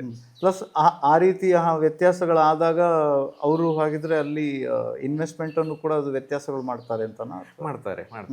ಅದರಲ್ಲಿ ಯಾವುದೋ ಒಂದು, ಈಗ ಒಂದು 10 ಕಂಪನಿಗಳಲ್ಲಿ ಅವ್ರು ಇನ್ವೆಸ್ಟ್ ಮಾಡಿದ್ದಾರೆ ಈಗ ಅಂತಂದ್ರೆ, ಉದಾಹರಣೆ ಮಿಡ್ ಕ್ಯಾಪ್ ಅಥವಾ ಲಾರ್ಜ್ ಕ್ಯಾಪ್ ಅಲ್ಲಿ ಮಾಡಿದ್ದಾರೆ, ಅಥವಾ ಬೇರೆ ಯಾವ್ದು ಇನೋವೇಷನ್ ಫಂಡ್ ಅಲ್ಲಿ ಮಾಡಿದ್ದಾರೆ ಅಂತಂದ್ರೆ, ಅದರಲ್ಲಿ ಯಾವುದೋ ಒಂದು ಕಂಪನಿಯ ಶೇರ್ನ ವ್ಯಾಲ್ಯೂ ಕಡಿಮೆ ಆಗ್ತಿದೆ ಅಂತ ತಕ್ಷಣ ಅವರು ಅದರ ಬದಲು ಇನ್ನೊಂದರಲ್ಲಿ ಇನ್ವೆಸ್ಟ್ ಮಾಡೋ ಒಂದು ಇದನ್ನ ನಿರಂತರವಾಗಿ ಅವ್ರು ನೋಡ್ಕೊಳ್ತಾ ಇರಬೇಕು. ಒಂದೊಂದು ಫಂಡ್ ಅಲ್ಲಿ ಅದು ಈ ತರನೇ ಟರ್ನ್ ಓವರ್ ರೇಷಿಯೋ ಅಂತ ಇರುತ್ತೆ, ಅಂದ್ರೆ ಅವರು ಅದರ ಇದನ್ನು ನೋಡ್ಕೊಳ್ತಾರೆ ಅನ್ಸುತ್ತೆ. ಅದು ಹೇಗೆ ಫ್ಯೂಚರ್ ಅಲ್ಲಿ ಹೇಗೆ ವ್ಯತ್ಯಾಸ ಆಗುತ್ತೆ ಅನ್ನೋದನ್ನು ಕೂಡ ಅವರು ಗಮನಿಸ್ತಾರೆ. ಅವರು ಅದಕ್ಕೆ ಅಗತ್ಯ ಇದ್ದ ಹಾಗೆ ಆ ಫಂಡಿನ ಪರ್ಮಿಷನ್ ನೋಡಿಕೊಂಡು ರಿಸ್ಕ್ ಅಂತ ಅನಿಸಿದಾಗ ಅದರಿಂದ ಹೊರಗೆ ಬರುವುದು, ಮತ್ತೆ ನೆಕ್ಸ್ಟ್ ಎಮರ್ಜಿಂಗ್ ಅಲ್ಲಿ ಯಾವ್ದು ಸ್ಕೋಪ್ ಇದೆ ಅದನ್ನು ಬೈ ಮಾಡಿ ಇಟ್ಕೊಳ್ಳುವಂಥದ್ದು, ಈ ಫ್ರೀಡಮ್ ಫಂಡ್ ಮ್ಯಾನೇಜರ್ಗಳಿಗೆ ಇರ್ತದೆ. ಆದ ಕಾರಣ ಅದು ನಾವು ಸಾಮಾನ್ಯರು ಮಾಡೋದಕ್ಕಿಂತ ಒಳ್ಳೆ ರೀತಿಯಲ್ಲಿ ಎಫಿಷಿಯನ್ಸಿ ಕೊಡ್ತದೆ ಫಂಡ್ಗಳು. ಈ ಫ್ಯೂಚರ್ ಎಷ್ಟದು ರಿಸಲ್ಟ್ ಯಾವ ಥರ ಇದಕ್ಕೂ ಅಥವಾ ಉಳಿದ ಇನ್ವೆಸ್ಟ್ಮೆಂಟ್ ಆಪರ್ಚುನಿಟಿಗೂ ಈಗ ಈಲ್ಡ್ ಎಷ್ಟು ಬರ್ತದೆ ಅಂತ ಸಾಧಾರಣ ಈಗ ಜನರಲಿ ಇವಾಗಿನ ಕೆಲವು ವರ್ಷಗಳ ಹಿಸ್ಟ್ರಿಯಲ್ಲಿ ನಾವು ಅಂದರೆ ಈ ಕಳೆದ 1 ವರ್ಷ, ಕಳೆದ 6 ತಿಂಗಳು ಅಂತ ಅದು ಶಾರ್ಟ್ ಆಯ್ತು ಹೇಳಿ. ಇದು ಕಳೆದ ಒಂದು 5-6 ವರ್ಷಗಳಲ್ಲಿ ಎವರೇಜ್ ನೋಡಿದರೆ ಒಳ್ಳೆ ಮ್ಯೂಚುವಲ್ ಫಂಡ್ಗಳು ಎವರೇಜ್ ಒಂದು ವರ್ಷಕ್ಕೆ ಒಂದು 15% ಕಾಂಪೌಂಡೆಡ್ ಆ್ಯನುವಲೈಸ್ಡ್ ಗ್ರೋತ್ ರೇಟಿನಷ್ಟು ಆರಾಮ್ಸೆ ಕೊಡ್ತದೆ. ಕೆಲವು ಸಲ ಈಗ ಹೈ ರಿಸ್ಕ್ ಹೈ ರಿಟರ್ನ್ ಕ್ಯಾಟಗರಿಯ ಥಿಮ್ಯಾಟಿಕ್ ಫಂಡ್ಸ್ ಅಥವಾ ಸ್ಮಾಲ್ ಕ್ಯಾಪ್ ಫಂಡ್ಗಳೆಲ್ಲ 20-30% ಕೊಟ್ಟದ್ದು ಇದೆ. ಬಟ್ ಅದು ಹೌದು, ರಿಸ್ಕ್ ಕೂಡ ಅಷ್ಟೇ ತಗೊಳ್ಬೇಕಾಗುತ್ತೆ. ಹೌದು, ಅದಕ್ಕಿಂತ ಹೆಚ್ಚು ರಿಟರ್ನು ಬರ್ತದೆ. ಆದರೆ ಅದು ಪ್ರಾಕ್ಟಿಕಲ್ ಆಗಿ ನಾವು ಅದನ್ನು ಇಷ್ಟೇ ಬರ್ತದೆ ಅಂತ ಹೇಳಲಿಕ್ಕೆ ಕಷ್ಟ. ನಮ್ಮ ಪೋರ್ಟ್ಫೋಲಿಯೋಕ್ಕೆ ಡಿಸೈನಿಗೆ ಯಾವುದನ್ನು ಎಷ್ಟು ಸೇರಿಸ್ಕೊಳ್ಬೇಕು ಅದನ್ನು ನೋಡಿಕೊಂಡು ಇನ್ವೆಸ್ಟ್ ಮಾಡ್ಬೋದು. ನಿಜವಾಗಿ ನೇರ ಶೇರ್ ಮಾರ್ಕೆಟಿಗೆ ಹೋಗುವ ಬದಲು ಮ್ಯೂಚುವಲ್ ಫಂಡ್ಗಳಲ್ಲಿ ಎಂಟರ್ ಆಗಿ ಸಣ್ಣ ಇನ್ವೆಸ್ಟ್ ಮಾಡ್ತಾ ಶೇರ್ ಮಾರ್ಕೆಟ್ ಬಗ್ಗೆ ಇಂಡೈರೆಕ್ಟ್ ತಿಳಿದು ಆಮೇಲೆ ನೇರ ಇನ್ವೆಸ್ಟ್ ಮಾಡೋದು ತುಂಬ ಸೇಫು. ಯಾವುದರಲ್ಲಿ ಯಾವ ಮ್ಯೂಚುವಲ್ ಫಂಡಲ್ಲಿ ಇನ್ವೆಸ್ಟ್ ಮಾಡೋದು ಅಂತ ನಾನು ಹೇಗೆ ಡಿಸೈಡ್ ಮಾಡೋದು? ನಂಗೆ ಅದು ಇಷ್ಟೆಲ್ಲ ಇದಾಗುವಾಗ ನಂಗೆ ಕನ್ಫ್ಯೂಷನ್ ಆಗೋದಿಲ್ಲ. ಈಗ ನಿನ್ನೆ ನಮ್ಮ ಆಫೀಸಿಗೆ ಒಬ್ಬರು ಬಂದಿದ್ದರು. ತಿಂಗಳಿಗೆ ಎಷ್ಟು ಇನ್ವೆಸ್ಟ್ ಮಾಡಲಿಕ್ಕೆ ಅವರಿಗೆ ಸಾಧ್ಯ ಇದೆ ಅಂತೆಲ್ಲ ನೋಡುವಾಗ ಫಸ್ಟ್ ಸ್ಟಾರ್ಟರ್ ಅವರು ತಿಂಗಳಿಗೆ ಉಳಿತಾಯ ಸಣ್ಣ ಅಮೌಂಟ್ ಸ್ಟಾರ್ಟ್ ಮಾಡ್ತೇನೆ, ಎಷ್ಟು ಸಾಧ್ಯ ಉಂಟು ನನಗೆ, ಮೊದಲು ಕಮಿಟ್ಮೆಂಟ್ ಎಲ್ಲ ಇತ್ತು, ಈಗ ಒಂದು ಸಣ್ಣದು ಉಳಿತಾಯ ಮಾಡಬೇಕು ಅಂತ ಇದೆ ಅಂತ ಹೇಳಿದರು. ಸಾಧಾರಣ ಆರಾಮ್ಸೆ ಎಷ್ಟು ನಿಮಗೆ ಕಷ್ಟ ಆಗೋದಾಗೆ ತಿಂಗಳು ಕಷ್ಟ ಆಗೋದಾಗೆ ಎಷ್ಟು ಮಾಡ್ಬೋದು ಅಂತ ಹೇಳಿದಾಗ ಒಂದು 500 ರೂಪಾಯಿ ಮಾಡ್ಬೋದು ಅಂತ ಹೇಳಿದರು. 500 ರೂಪಾಯಿಯಲ್ಲಿ ನಾವು ಎಲ್ಲ ಮಿಕ್ಸ್ ಮಾಡಿ ತುಂಬ ಫಂಡ್ಗಳನ್ನು ಕೊಡಲಿಕ್ಕೆ ಆಗೋದಿಲ್ಲ. 500 ರೂಪಾಯಿಯಲ್ಲಿ ನಾವು ಅವರಿಗೆ ಒಂದು ಫ್ಲೆಕ್ಸಿ ಕ್ಯಾಪ್ ಫಂಡ್ ಕೊಟ್ಟೆವು. ಅವರು ಸಣ್ಣ ಏಜ್, ಆದ ಕಾರಣ ಅವರಿಗೆ ತುಂಬ ಈ ಬ್ಯಾಲೆನ್ಸ್ಡ್ ಅಡ್ವಾಂಟೇಜ್ ಫಂಡ್ ಅಥವಾ ಮಲ್ಟಿ ಅಸೆಟ್ ಫಂಡ್ ಇಂಥದ್ದನ್ನು ಕೊಡೋದಕ್ಕಿಂತ ಲಾಂಗ್ ಟರ್ಮಿಗೆ ರೆಡಿ ಇದ್ದ ಕಾರಣ ಅವರು ಎಲ್ಲವನ್ನು ಕವರ್ ಮಾಡೋ ಥೀಮನ್ನು ಒಂದೇ ಫಂಡಲ್ಲಿ ಕೊಟ್ಟೆವು, ಅದನ್ನೇ ಮಾನಿಟರ್ ಮಾಡುವ ಅಂತ. ಇಲ್ಲದಿದ್ದರೆ ಅದನ್ನು 100 ರೂಪಾಯಿ ತಿಂಗಳಿಗೆ ಕಟ್ ಮಾಡೋದು ಟೆಕ್ನಿಕಲಿಯೂ ಕಷ್ಟ, ಒಂದೇ ಫಂಡಲ್ಲಿ ಎಲ್ಲಿ ಆಗುವಂಥದ್ದು ಅವಾಗ ಅದು 5 ಸ್ಟಾರ್ ಅವಾರ್ಡ್ ಇರುವಂಥದ್ದು, ಎಕ್ಸ್ಪೆನ್ಸ್ ರೇಷಿಯೋ ಕಡಿಮೆ ಇರುವಂಥದ್ದು, ಎಫಿಷಿಯನ್ಸಿ ಜಾಸ್ತಿ ಇರುವಂಥದ್ದು, ಸೈಕಾಲಜಿಕಲಿ ಅವರಿಗೆ ಆ ಕಂಪನಿಯ ಹೆಸರು ಸ್ವಲ್ಪ ಇಷ್ಟ ಆಗುವಂಥದ್ದು ನೋಡಬೇಕಾಗ್ತದೆ. ಈಗ ಯಾವುದೋ ಒಂದು ಬೇರೆ ದೇಶದ ಹೊಸ ಕಂಪನಿಯಲ್ಲಿ ಫಂಡ್ ಲಾಂಚ್ ಮಾಡಿತ್ತು, ಹೊಸ ಫಂಡ್ ಗೊತ್ತಿಲ್ಲದ್ದು, ಅದನ್ನೆಲ್ಲ ನಾವು ಹಾಗೆ ರೆಕಮೆಂಡ್ ಮಾಡ್ಲಿಕ್ಕೆ ಆಗೋದಿಲ್ಲ. ಹಳೆ ಹಿಸ್ಟ್ರಿ ಇರುವ ಗುಡ್ ಓಲ್ಡ್ ಫಂಡ್ ಎಫಿಷಿಯನ್ಸಿ ಇರೋದ್ರಲ್ಲಿ ಪ್ರೂವನ್ ಟ್ರ್ಯಾಕ್ ರೆಕಾರ್ಡ್ ಇರೋದನ್ನು ನೋಡಿ ಅವರಿಗೆ ಎಲ್ಲ ಫ್ಯಾಕ್ಟರ್ಗಳನ್ನು ಕೂಡ ನೋಡ್ಕೊಳ್ಬೇಕಾಗತ್ತೆ. ಹೌದು. ಈಗ ಮ್ಯೂಚುವಲ್ ಫಂಡಲ್ಲಿ ಇನ್ವೆಸ್ಟ್ ಮಾಡೋದಿರ್ಬೋದು ಅಥವಾ SIPಯಲ್ಲಿ ಇನ್ವೆಸ್ಟ್ ಮಾಡೋದಿರ್ಬೋದು, ಅದ್ರ ಬಗ್ಗೆ ಸ್ವಲ್ಪ ವ್ಯತ್ಯಾಸಗಳನ್ನು ನನಗೆ ಹೇಳಿ. ಜೊತೆಗೆ ಈಗ ಅಂದರೆ ಯೂತ್ ಇನ್ನೇನು ಅವರು ಸೇವ್ ಮಾಡ್ತಾ ಇರ್ತಾರಷ್ಟೆ, ಅವರಿಗೆ ಏನು ದೊಡ್ಡ ಮಟ್ಟದ ಇನ್ವೆಸ್ಟ್ಮೆಂಟ್ ಮಾಡೋದಕ್ಕೆ ಅವರಿಗೆ ಒಂದೋ ಮನಸ್ಸಿರೋದಿಲ್ಲ, ತಾಕತ್ತಿರೋದಿಲ್ಲ. ಆದರೆ ಅವರ ಉಳಿದ ಖರ್ಚುಗಳಿಗೂ ಕೂಡ ಅವ್ರಿಗೆ ಇನ್ವೆಸ್ಟ್ ಮಾಡಬೇಕು ಅನ್ನೋ ಮನಸ್ಸು, ಒಲವು ಜಾಸ್ತಿ ಸಹಜವಾಗಿ ಇರುತ್ತೆ. ಸೊ ಅಂಥವರಿಗೆ ಏನು ದಾರಿ ಇದೆ? ಒಂದು ಅವರಿಗೆ ದುಡ್ಡು ಸೋರ್ಸ್ ಬರುವಾಗ ಅದು ಯಾವುದೇ ಇರ್ಬೋದು, ಒಂದು ಪೇ ಯುವರ್ ಸೆಲ್ಫ್ ಫಸ್ಟ್ ಅಂತ ನಮ್ಮ ಥೀಮ್ ಇದೆ. ಅಂದರೆ ಬಿಸ್ನೆಸ್ ಇನ್ಕಮ್ ಆಗಿದ್ದರೆ ಅಥವಾ ಅವರಲ್ಲಿ ಟರ್ನ್ ಓವರ್ಲಿರೋ ಅಮೌಂಟ್ ಆದರೆ ಫಸ್ಟಿಗೆ ಸ್ವಲ್ಪ ಅಮೌಂಟನ್ನು ಇನ್ವೆಸ್ಟ್ ಮಾಡಿ ಅಂತ. ಈಗ ಉದಾಹರಣೆಗೆ ಎಂಟರ್ಪ್ರೂನರ್ಗಳು, ಕೃಷಿಕರು, ಅವರಿಗೆಲ್ಲ ಅವರದ್ದೇ ಸ್ಯಾಲ್ರಿ ಅಂತ ಇರುವುದಿಲ್ಲ. ಹಾಗೆ ಆಟೋಮ್ಯಾಟಿಕ್ ಸೆಟ್ ಮಾಡಿದಾಗ ಅವರಿಗೆ ಅವರೇ ಸ್ಯಾಲ್ರಿ ಕೊಟ್ಟುಕೊಳ್ಳುವ ಹಾಗೆ ಪೇ ಯುವರ್ ಸೆಲ್ಫ್ ಫಸ್ಟ್ ಅಂತ. ಅದೇ ಇನ್ವೆಸ್ಟ್ಮೆಂಟ್ ಅದರಲ್ಲಿ ಆಟೋಮ್ಯಾಟಿಕ್ ಕಟ್ ಆಗುವ ಹಾಗೆ ಅವರ SBI ಅಕೌಂಟಿಂದ ಅದು ಅವರಿಗೆ ಒಂದು ಸಾಧ್ಯ ಇರುವಷ್ಟು ಲೆವೆಲಿಗೆ ಅದನ್ನು ಮಾಡ್ಕೊಳ್ಬೋದು. ಎರಡನೆಯದ್ದು, ಎಲ್ಲರೂ ಖರ್ಚು ಮಾಡಿಯೇ ಮಾಡ್ತಾರಲ್ಲ. ಈಗ ಹೊಸ್ತು ಜಾಬಿಗೆ ಸೇರಿರ್ತಾರೆ ಅಥವಾ ಸ್ಟೂಡೆಂಟ್ ಆಗಿದ್ದರೂ ಇನ್ವೆಸ್ಟ್ ಸಣ್ಣಕ್ಕೆ ಮಾಡ್ಬೋದು, ಅಥವಾ ಜಾಬ್ ಸಿಕ್ಕಿದ ಮೇಲೆ ಅಥವಾ ಬಿಸ್ನೆಸ್ ಸ್ಟಾರ್ಟ್ ಮಾಡಿದ ಮೇಲೆ ಅವರು ಏನೋ ಒಂದು ಪರ್ಚೇಸ್ ಮಾಡಲಿಕ್ಕೆ ಇರ್ತದೆ ಮುಂದೆ. ಉದಾಹರಣೆಗೆ ಎಪ್ರಿಸಿಯೇಷನ್ ಆಗದೇ ಇರುವ ಎಸೆಟ್ ಕ್ಲಾಸ್ಗಳು, ಉದಾಹರಣೆಗೆ ಲ್ಯಾಂಡು, ಗೋಲ್ಡು ಅಥವಾ ಈಕ್ವಿಟಿ, ಇದೆಲ್ಲ ಬೆಳೆಯುವಂಥ ಎಸೆಟ್ ಕ್ಲಾಸ್ಗಳು. ಬೆಳೆಯದೇ ಇರುವಂಥದ್ದು ಅಂದರೆ ವ್ಯಾಲ್ಯೂ ಬೆಳೆಯದೇ ಇರುವಂಥದ್ದು, ಡಿಪ್ರಿಸಿಯೇಷನ್ ಆಗುವಂಥದ್ದು, ಮೌಲ್ಯವರ್ಧನೆ ಆಗದೇ ಇರುವಂಥದ್ದು. ಉದಾಹರಣೆಗೆ ವಾಹನ ಅಥವಾ ಲ್ಯಾಪ್ಟಾಪ್ ಇಳಿತಾ ಇರ್ತದೆ, ಹೌದು, ಅದು ಡಿಪ್ರಿಸಿಯೇಷನ್ ಆಗ್ತಾ ಹೋಗ್ತದೆ ನೋಡಿ. ಅಂಥದ್ದನ್ನು ತಗೊಳ್ಳುವಾಗ ನಾವೆಂತ ಹೇಳ್ತೇವೆ ಅಂದರೆ, ಈಗ ಉದಾಹರಣೆಗೆ 1 ಲಕ್ಷ ರೂಪಾಯಿ ಒಂದು ಬೈಕ್ ತೆಗಿತಿದ್ರೆ ಅವರಿಗೆ ಸ್ವಲ್ಪ ಅದರಲ್ಲಿ ನೆಗೋಸಿಯೇಷನ್ ಮಾಡಿ ಸ್ವಲ್ಪ ಕಡಿಮೆ ಆಗ್ತದ, ಕೆಲವು ಏನಾದರೂ ಗಿಫ್ಟ್ಸ್ ಕೊಡ್ತೀರಾ, ಹಾಗೆಲ್ಲ ಅವರು ನೆಗೋಸಿಯೇಷನ್ ಮಾಡ್ತಾರೆ. ಇನ್ನೊಂದು ಶೋರೂಮಿಗೆ ಹೋಗಿ ಇನ್ನೊಂದು ಕಂಪನಿಯಲ್ಲಿ ನೋಡಿ ಒಂದು ಸ್ವಲ್ಪ ಕಡಿಮೆ ಸಿಗ್ತದ ಅಂತ. ಒಂದು 5% ಮಾರ್ಜಿನ್ ಅವರಿಗೆ ಫ್ಲೆಕ್ಸಿಬಿಲಿಟಿ ಇರ್ತದೆ. 1 ಲಕ್ಷದ ಬೈಕ್ ತಗೊಳ್ಳುವವರಿಗೆ 1,05,000 ತೆಗೆದುಕೊಳ್ಳುವ ತಾಕತ್ತು ಇರ್ತದೆ. 2 ಲಕ್ಷದವರಿಗೆ 2,10,000 ಸಾಧಾರಣ ಇರ್ತದೆ. ಅವಾಗ ಅಂಥದ್ದನ್ನು ತಗೊಳ್ಳುವಾಗ ನಾವು ಹೇಗೂ ಅಷ್ಟು ಇನ್ವೆಸ್ಟ್ ಮಾಡ್ತೀರಿ, ನೀವು ಅಷ್ಟು ಖರ್ಚು ಮಾಡ್ತೀರಿ, ಅದರೊಟ್ಟಿಗೆ ಒಂದು 5% ಹೆಚ್ಚು ಅಂತ ಎಣಿಸಿಕೊಂಡು ಅದನ್ನು ನೀವು ಇನ್ವೆಸ್ಟ್ ಮಾಡಿ ಮ್ಯೂಚುವಲ್ ಫಂಡಲ್ಲಿ ಹಾಕಿ ಅಂತ ಹೇಳ್ತೇವೆ. ಒಂದು ಜಾಗ ಪರ್ಚೇಸ್ ಮಾಡ್ತಿದ್ರೆ ಏನು ಒಂದು 50 ಲಕ್ಷ ರೂಪಾಯಿ ಒಂದು ಜಾಗ ಮನೆ ತಗೊಳ್ಳುವವರಿಗೆ ಒಂದು 52-53 ಲಕ್ಷ ಆದರೂ ಅದು ಅವರಿಗೆ ಎಲ್ಲ ರೀತಿಯಲ್ಲೂ ಅವರಿಗೆ ಸೆಟ್ ಆಗ್ತದೆ ಅಂತ ಇದ್ದರೆ ಅವರು ತಗೊಳ್ಳಿಕ್ಕೆ ರೆಡಿ ಇರ್ತಾರೆ. ಅಥವಾ ಬ್ಯಾಂಕ್ ಲೋನ್ ಮಾಡಿ ಏನೋ ಮಾಡಿ ಅಥವಾ ಸೇವಿಂಗ್ಸಲ್ಲಿ ಅಡ್ಜಸ್ಟ್ ಮಾಡಿ ತಗೊಳ್ಳಿಕ್ಕೆ ತಾಕತ್ತು ಇರ್ತದೆ. ಆವಾಗ 50 ಲಕ್ಷ ಖರ್ಚು ಮಾಡುವವರಿಗೆ ಒಂದು 2 ಲಕ್ಷ ಇನ್ವೆಸ್ಟ್ ಮಾಡೋ ತಾಕತ್ತು ಇರ್ತದೆ. ಹಾಗೆ ಅವರು ಖರ್ಚು ಮಾಡುವಾಗ ಅದರಲ್ಲಿ ಸ್ವಲ್ಪ ಹೆಚ್ಚು ಅಂತ ಎಣಿಸಿಕೊಂಡು ಇನ್ವೆಸ್ಟ್ ಮಾಡಿ ಅಂತ, ಹಾಗೆ ಸೈಕಾಲಜಿಕಲಿ ಸ್ವಲ್ಪ ಟ್ಯೂನು ರೆಡಿ ಮಾಡಿ ಹಾಗೂ ಮಾಡಿಸ್ಲಿಕ್ಕೆ ನಾವು ಮೋಟಿವೇಶನ್ ಕೊಡ್ತಾ ಇರ್ತೇವೆ. ಅದು ಇಫೆಕ್ಟ್ ಆಗ್ತದೆ. 5 ಲಕ್ಷ ಬಜೆಟ್ ಇದ್ದವರು 5 ಲಕ್ಷ ಖರ್ಚು ಮಾಡೋಕ್ಕೆ ತಾಕತ್ತಿದ್ದವರು 10 ಲಕ್ಷದ ವಾಹನ ತಗೊಂಡವ್ರಿಗೆ ಏನು ಹೇಳ್ತೀರಿ? ಅಲ್ಲ, ಇದು ಪ್ರಾಕ್ಟಿಕಲ್ ವಿಷಯ. ನಡೀತದೆ. ಖರ್ಚು ಜಾಸ್ತಿ ಮಾಡ್ತಾರೆ. ಅಂಥವರಿಗೆ ಏನು ಪರಿಹಾರ? ಒಂದು ಡಿಸಿಪ್ಲಿನ್ ಮಾಡಬೇಕಷ್ಟೇ. ಅವರು EMI ಕಟ್ತಾರೆ ನೋಡಿ. EMI ಕಟ್ಟುವಾಗ ಈ ಆಟೋಮೆಟಿಕ್ ಆಗಿ ಅವರು ದೊಡ್ಡ EMI ಕಟ್ಟುವಾಗ ಮ್ಯೂಚುವಲ್ ಫಂಡ್ ಇಂಥದ್ರಲ್ಲಿ SIP ಮಾಡಲಿಕ್ಕೆ ಮೋಟಿವೇಶನ್ ಮಾಡ್ತೇವೆ. ಸಿಕ್ಕಾಬಟ್ಟೆ ಟೆಂಪ್ಟ್ ಆಗಿ ಹೆಚ್ಚು ಖರ್ಚು ಮಾಡುವವರನ್ನು ಅದರ ಸ್ವಲ್ಪ ಮಾನಸಿಕವಾಗಿ ಅವರಿಗೆ ವೆಲ್ತ್ ಕ್ರಿಯೇಷನ್ ಮಾಡಿದರೆ ಹೇಗೆ, ಇನ್ವೆಸ್ಟ್ಮೆಂಟಿನ ಅಡ್ವಾಂಟೇಜ್ ಎಂಥದ್ದು, ಹಣವನ್ನು ದುಡಿದ್ರೆ ಮುಂದಕ್ಕೆ ಎಷ್ಟು ಆಗ್ತದೆ, ಕೇಸ್ಗಳು ಬಂದಿದೆ ನಿಮಗೆ? ಇರ್ತದೆ. ಏನು ಮಾಡಿದ್ರೆ ಅವರಿಗೆ ಸ್ವಲ್ಪ ಮಾತಾಡಿ ಅವರ ಹಿನ್ನೆಲೆ ತಿಳ್ಕೊಂಡು ಅವರ ಮನಸ್ಸಲ್ಲಿ ಏನಿದೆ ಅದನ್ನು ಗೋಲ್ ಸೆಟ್ ಮಾಡೋದು. ಈಗ ಇಷ್ಟು ಅಚೀವ್ ಮಾಡಲಿಕ್ಕೆ ಇಷ್ಟು ಹಾಕಿದರೆ ಅದು ಹೇಗೆ ದುಡಿತದೆ, ಅದರದ್ದೊಂದು ಅವರಿಗೆ ಪಿಕ್ಚರ್ ಕೊಡುವಂಥದ್ದು, ಒಂದು ವಿಜುವಲೈಸೇಷನ್ ಮಾಡಿ ಪ್ರಿಂಟ್ಔಟ್ ಕೊಡುವಂಥದ್ದು. ಇಷ್ಟು ಖರ್ಚು ಮಾಡೋ ಬದಲು ಇಷ್ಟು ಇನ್ವೆಸ್ಟ್ ಮಾಡಿದರೆ ಇಷ್ಟು ಉಳಿತಾಯ ಮಾಡ್ಬೋದು. ಹಾಗೆಲ್ಲ ಹೇಳಿ ಆಗುವಾಗ ಮತ್ತೊಂದು ಸಣ್ಣಕ್ಕೆ ಸ್ಟಾರ್ಟ್ ಮಾಡಲಿಕ್ಕೆ ಮೋಟಿವೇಟ್ ಮಾಡೋದು. ಏನು ಅಂದರೆ ಯಾವ್ದಾದ್ರು ಒಂದು ಉದಾಹರಣೆ ಇದೆಯಾ? ಇದೆ. ಈಗ ಉದಾಹರಣೆಗೆ ಖರ್ಚೇ ಮಾಡುವವರು ಇರ್ತಾರೆ, ಜಾಬ್ ಸಿಕ್ಕಿರ್ತದೆ ಸಣ್ಣ ಏಜಲ್ಲಿ. ಈಗ ಉದಾಹರಣೆಗೆ ಅವರಿಗೆ ಒಂದು IT ಜಾಬ್ ಸಿಕ್ಕಿದೆ ಅಂತ ಇಟ್ಕೊಳ್ಳಿ, 4-5 ವರ್ಷ. ಯಾವುದಾದ್ರೂ ಪರ್ಟಿಕ್ಯುಲರ್ ಕೇಸ್ ಇದ್ರೆ ನಂಗೆ ಕೇಳಲಿಕ್ಕೆ ಕುತೂಹಲ. ಹೆಸರು ಹೇಳಬೇಕು ಅಂತ ಇದೆ. ಈಗ ಅಮ್ಮ ಮಗನನ್ನು ಕರ್ಕೊಂಡು ಬರ್ತಾರೆ ನಮ್ಮಲ್ಲಿ, ಇವ ಉಳಿತಾಯವೇ ಮಾಡೋದಿಲ್ಲ, ಇವನಿಗೆ ಏನಾದರೂ ಹೇಳಿ ಇನ್ವೆಸ್ಟ್ ಮಾಡಿಸಿ ಅಂತ. ಹಾಗೆ ತುಂಬಾ ಇದೆ. ಅಲ್ಲ, ಒಂದು ಯಾವುದೊಂದು ನೆನಪಾದ ಹೇಗೆ ಆಮೇಲೆ ಏನಾಯ್ತು ಅದರಲ್ಲಿ? ಅವರು ಅವರ ಕಂಟಿನ್ಯೂಟಿಗೆ ಪುನಃ ಮೋಟಿವೇಶನ್ ಕೊಡಬೇಕಾಗ್ತದೆ. ಹಾಗೆ ನಾವು ಮಾಡಿಸಿದ್ದೇವೆ.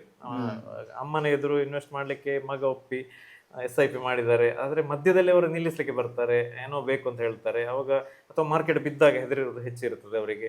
ಅವಾಗ ಬಂದಾಗ ಪುನಃ ಅವರಿಗೆ ಇನ್ನೊಂದು ರೌಂಡ್ ನಾವು ಇನ್ನೊಂದು ರೀತಿಯಲ್ಲಿ ಮೋಟಿವೇಶನ್ ಕೊಡಬೇಕಾಗ್ತದೆ, ಕೌನ್ಸಿಲಿಂಗ್ ಕೆಲಸವೂ ಮಾಡಬೇಕಾಗ್ತದೆ. ಅದರ ಲಾಂಗ್ ಟರ್ಮ್ ಬೆನಿಫಿಟ್ ಅನ್ನು ಹೇಳಿದಾಗ ಇಲ್ಲಿ ಇನ್ವೆಸ್ಟ್ ಮಾಡಲಿಕ್ಕೆ ಸಾಧಾರಣ ರೆಡಿ ಆಗ್ತಾರೆ. ಮತ್ತು ಸ್ವಲ್ಪ ಅಭ್ಯಾಸ ಆದಮೇಲೆ, ಇಷ್ಟು ರೆಗ್ಯುಲರ್ ಇನ್ವೆಸ್ಟ್ ಮಾಡಿದ ಮೇಲೆ ಅದು ದುಡ್ದು ಇಷ್ಟ ಆಯಿತು ಅಂತ ರಿಪೋರ್ಟ್ ನೋಡಿದಾಗ ಸ್ವಲ್ಪ ಇಫೆಕ್ಟ್ ಆಗ್ತದೆ. ಈಗ ಅಂದ್ರೆ ರಿಪೋರ್ಟ್ ಹೇಗೆ ನೋಡೋದು, ಅಂದ್ರೆ ಯಾವ ಥರ? ಈಗ ಅವರವರೇ ಇನ್ವೆಸ್ಟ್ ಮಾಡ್ತಿದ್ರೆ ಈಗಿನ ಆ್ಯಪ್ಗಳೆಲ್ಲ ಸಿಗ್ತದೆ ಅವರಿಗೆ. ನಮ್ಮಲ್ಲಿ ಮೈ ವೆಲ್ತ್ ಅಂತ ಆ್ಯಪ್ ಇದೆ, ಅದರಲ್ಲಿ ಗ್ರಾಫ್ ಸಿಗ್ತದೆ, ಎಷ್ಟು ಇನ್ವೆಸ್ಟ್ ಮಾಡಿದ್ದಾರೆ, ಎಷ್ಟು ಗ್ರೋತ್ ಆಗಿದೆ, ಇನ್ನು ಗೋಲಿಗೆ ಗ್ಯಾಪ್ ಎಷ್ಟಿದೆ, ಇಯರ್ಲಿ ಎಷ್ಟು ಗ್ರೋತ್ ಇದೆ, ಮತ್ತು ಬೆಸ್ಟ್ ಫಂಡ್ ಸ್ಟಾರ್ ಅವಾರ್ಡ್ ಇರುವಂಥದ್ದು, ಅಥವಾ ಅವರು ಇನ್ವೆಸ್ಟ್ ಮಾಡಿದ್ದು ಹೇಗೆ ಬೆಳೀತಾ ಇದೆ, ಇನ್ನು ಬೇರೆ ಇನ್ವೆಸ್ಟ್ ಮಾಡ್ತಿದ್ರೆ ಯಾವುದರಲ್ಲಿ ಮಾಡ್ಬೋದು, ಹೀಗೆಲ್ಲ ಅನಾಲಿಸಿಸ್ ಮಾಡಲಿಕ್ಕೆ ಅದರಲ್ಲಿ ಒಂದು do it your self analysis ಮಾಡಲಿಕ್ಕೂ ಅದರಲ್ಲಿ ಆಪ್ಷನ್ ಇದೆ. ಅಥವಾ ನಾವು ಹೇಳಿಕೊಡ್ತೇವೆ ಅವರಿಗೆ, ಇಂಥ ಸೈಟ್ಗಳಿಗೆ ಹೋಗಿ ನಮ್ಮದಲ್ಲಿ ನೋಡಿ ಇದೆರಡನ್ನು ಕಂಪೇರ್ ಮಾಡಿ, ಹಾಗೆ ನಾವೇ ಸ್ವಲ್ಪ ಅವೇರ್ನೆಸ್ ಕ್ರಿಯೇಟ್ ಮಾಡಿ ಆ್ಯಪ್ಗಳನ್ನು ಕೊಟ್ಟು ಅದರ ಸುಲಭವಾಗಿ ಅದನ್ನು ಹೇಗೆ ಮ್ಯಾನೇಜ್ ಮಾಡೋದು ಅಂತ ನಾವು ಒಂದು 3-4 ಸಲ ಅವರಿಗೆ ಹೇಳ್ತಾ ಹೋದಾಗೆ ಮತ್ತೆ ಅಭ್ಯಾಸ ಆಗ್ತದೆ. ಸೊ ಒಟ್ಟಿನಲ್ಲಿ ಒಂದಿಷ್ಟು ಯೋಚನೆಗಳು, ಒಂದಿಷ್ಟು ಕನಸುಗಳನ್ನು ಇಟ್ಕೊಂಡು ಮುಂದೆ ಸಾಗ್ತಾ ಇದ್ದೀರಿ. ಅದ್ರ ಜೊತೆಗೆ ಬೇರೆ ಸೋಷಿಯಲ್ ಇದರಲ್ಲೂ ಕೂಡ ರೆಸ್ಪಾನ್ಸಿಬಿಲಿಟೀಸನ್ನು ಕೂಡ ನೀವು ತಗೊಂಡು ಅದನ್ನು ಕೂಡ ಮಾಡ್ತಾ ಇದ್ದೀರಿ. ಇನ್ನು ಇಷ್ಟೊಂದು ಅಲ್ಲದೇ ಮತ್ತಷ್ಟು ವಿಚಾರಗಳಲ್ಲಿ ನಿಮ್ಮ ಗಮನ ಖಂಡಿತ ಇರುತ್ತೆ. ಕೆಲವೊಂದು ಹೇಳಬಹುದು, ಕೆಲವೊಂದು ಹೇಳಬಾರ್ದು ಅಂತ ಖಂಡಿತ ಅದನ್ನು ಹೇಳಿರಲ್ಲ. ಅವೆಲ್ಲ ನಿಮ್ಮ ಕನಸುಗಳಿಗೂ ಕೂಡ ಆದಷ್ಟು ಬೇಗ ನನಸಾಗುವ ದಿನಗಳು ಬರಲಿ ಅಂತ ನಾನು ಈ ಮೂಲಕ ವಿಶ್ ಮಾಡ್ತೀನಿ. ಆಬ್ವಿಯಸ್ಲಿ ನಾವು ಅವಾಗ ಊರಲ್ಲೇ ಇರೋದ್ರಿಂದ ಸಿಗ್ತಾ ಇರ್ತೀವಿ. ಮತ್ತಿನ್ನೊಮ್ಮೆ ನಿಮ್ಮ ಪ್ರಾಡಕ್ಟನ್ನು, ಯಾವುದೇ ಹೊಸ ಪ್ರಾಡಕ್ಟ್ಗಳನ್ನು ಟ್ರೈ ಮಾಡೋದಕ್ಕೆ ಕಾಯ್ತಾ ಇರ್ತೀನಿ. ಇಷ್ಟೊತ್ತು ನಮ್ಮ ಜೊತೆ ನೀವು ಮಾತಾಡಿದ್ದಕ್ಕೆ thank you so much. So ಇಷ್ಟು ವಿಚಾರಗಳನ್ನು ಅಲ್ಲದೇ ಮತ್ತಷ್ಟು ಈ ಫೈನಾನ್ಸ್ ರಿಲೇಟೆಡ್, ಇನ್ವೆಸ್ಟ್ಮೆಂಟ್ ರಿಲೇಟೆಡ್ ಪ್ರಶ್ನೆಗಳು ನನ್ನಲ್ಲಿದ್ದರೂ ಕೂಡ ಇಲ್ಲಿಗೆ ಇವತ್ತಿನ ಈ ಮಾತುಗಳನ್ನು ನಿಲ್ಲಿಸೋ ಮೂಲಕ ಅವರ ಈ ಸಾಧನೆಯನ್ನು, ಅವರು ಸಾಧನೆ ಅಲ್ಲ ಅಂತ ಹೇಳ್ತಾರೆ, ನಾನು ಅದನ್ನೇ ಆಗಲೇ ಹೇಳಬೇಕು ಅಂತ ಅಂದ್ಕೊಂಡಿದ್ದೆ. ಏನು ಅಂತಂದರೆ, ನಾನು ಹೆಚ್ಚು ಸಾಧನೆ ಮಾಡಿಲ್ಲ ಅಂತ ಹೇಳುವವರಷ್ಟು ಯಾರೂ ಸಾಧನೆ ಮಾಡಿರೋದಿಲ್ಲ. ಸೊ ಆ ಥರದ ಸಾಧನೆಯ ಹಸಿವು ಅವರಲ್ಲಿ ಇನ್ನೂ ಇದೆ. ಆ ಸಾಧನೆ ಇನ್ನಷ್ಟು ಮಾಡುವಂಥ ಅವಕಾಶಗಳು ಅವರಿಗೆ ಸಿಗಲಿ, ಹಾಗೆ ಅವರ ಜೊತೆಗೆ ನಾವು ಕೂಡ ಸಾಗುವ ಒಂದು ಅವಕಾಶ ನಮಗೂ ಕೂಡ ಸಿಗಲಿ ಅಂತ ಹೇಳ್ತಾ ಇವತ್ತಿನ dive deep with Badakila Pradeep ಕಾರ್ಯಕ್ರಮವನ್ನು ಇಲ್ಲಿಗೆ ಮುಗಿಸೋ ಸಮಯ. ಮುಂದಿನ ಸಂಚಿಕೆಯಲ್ಲಿ ಸಿಗ್ತೀನಿ. ನಮಸ್ಕಾರ.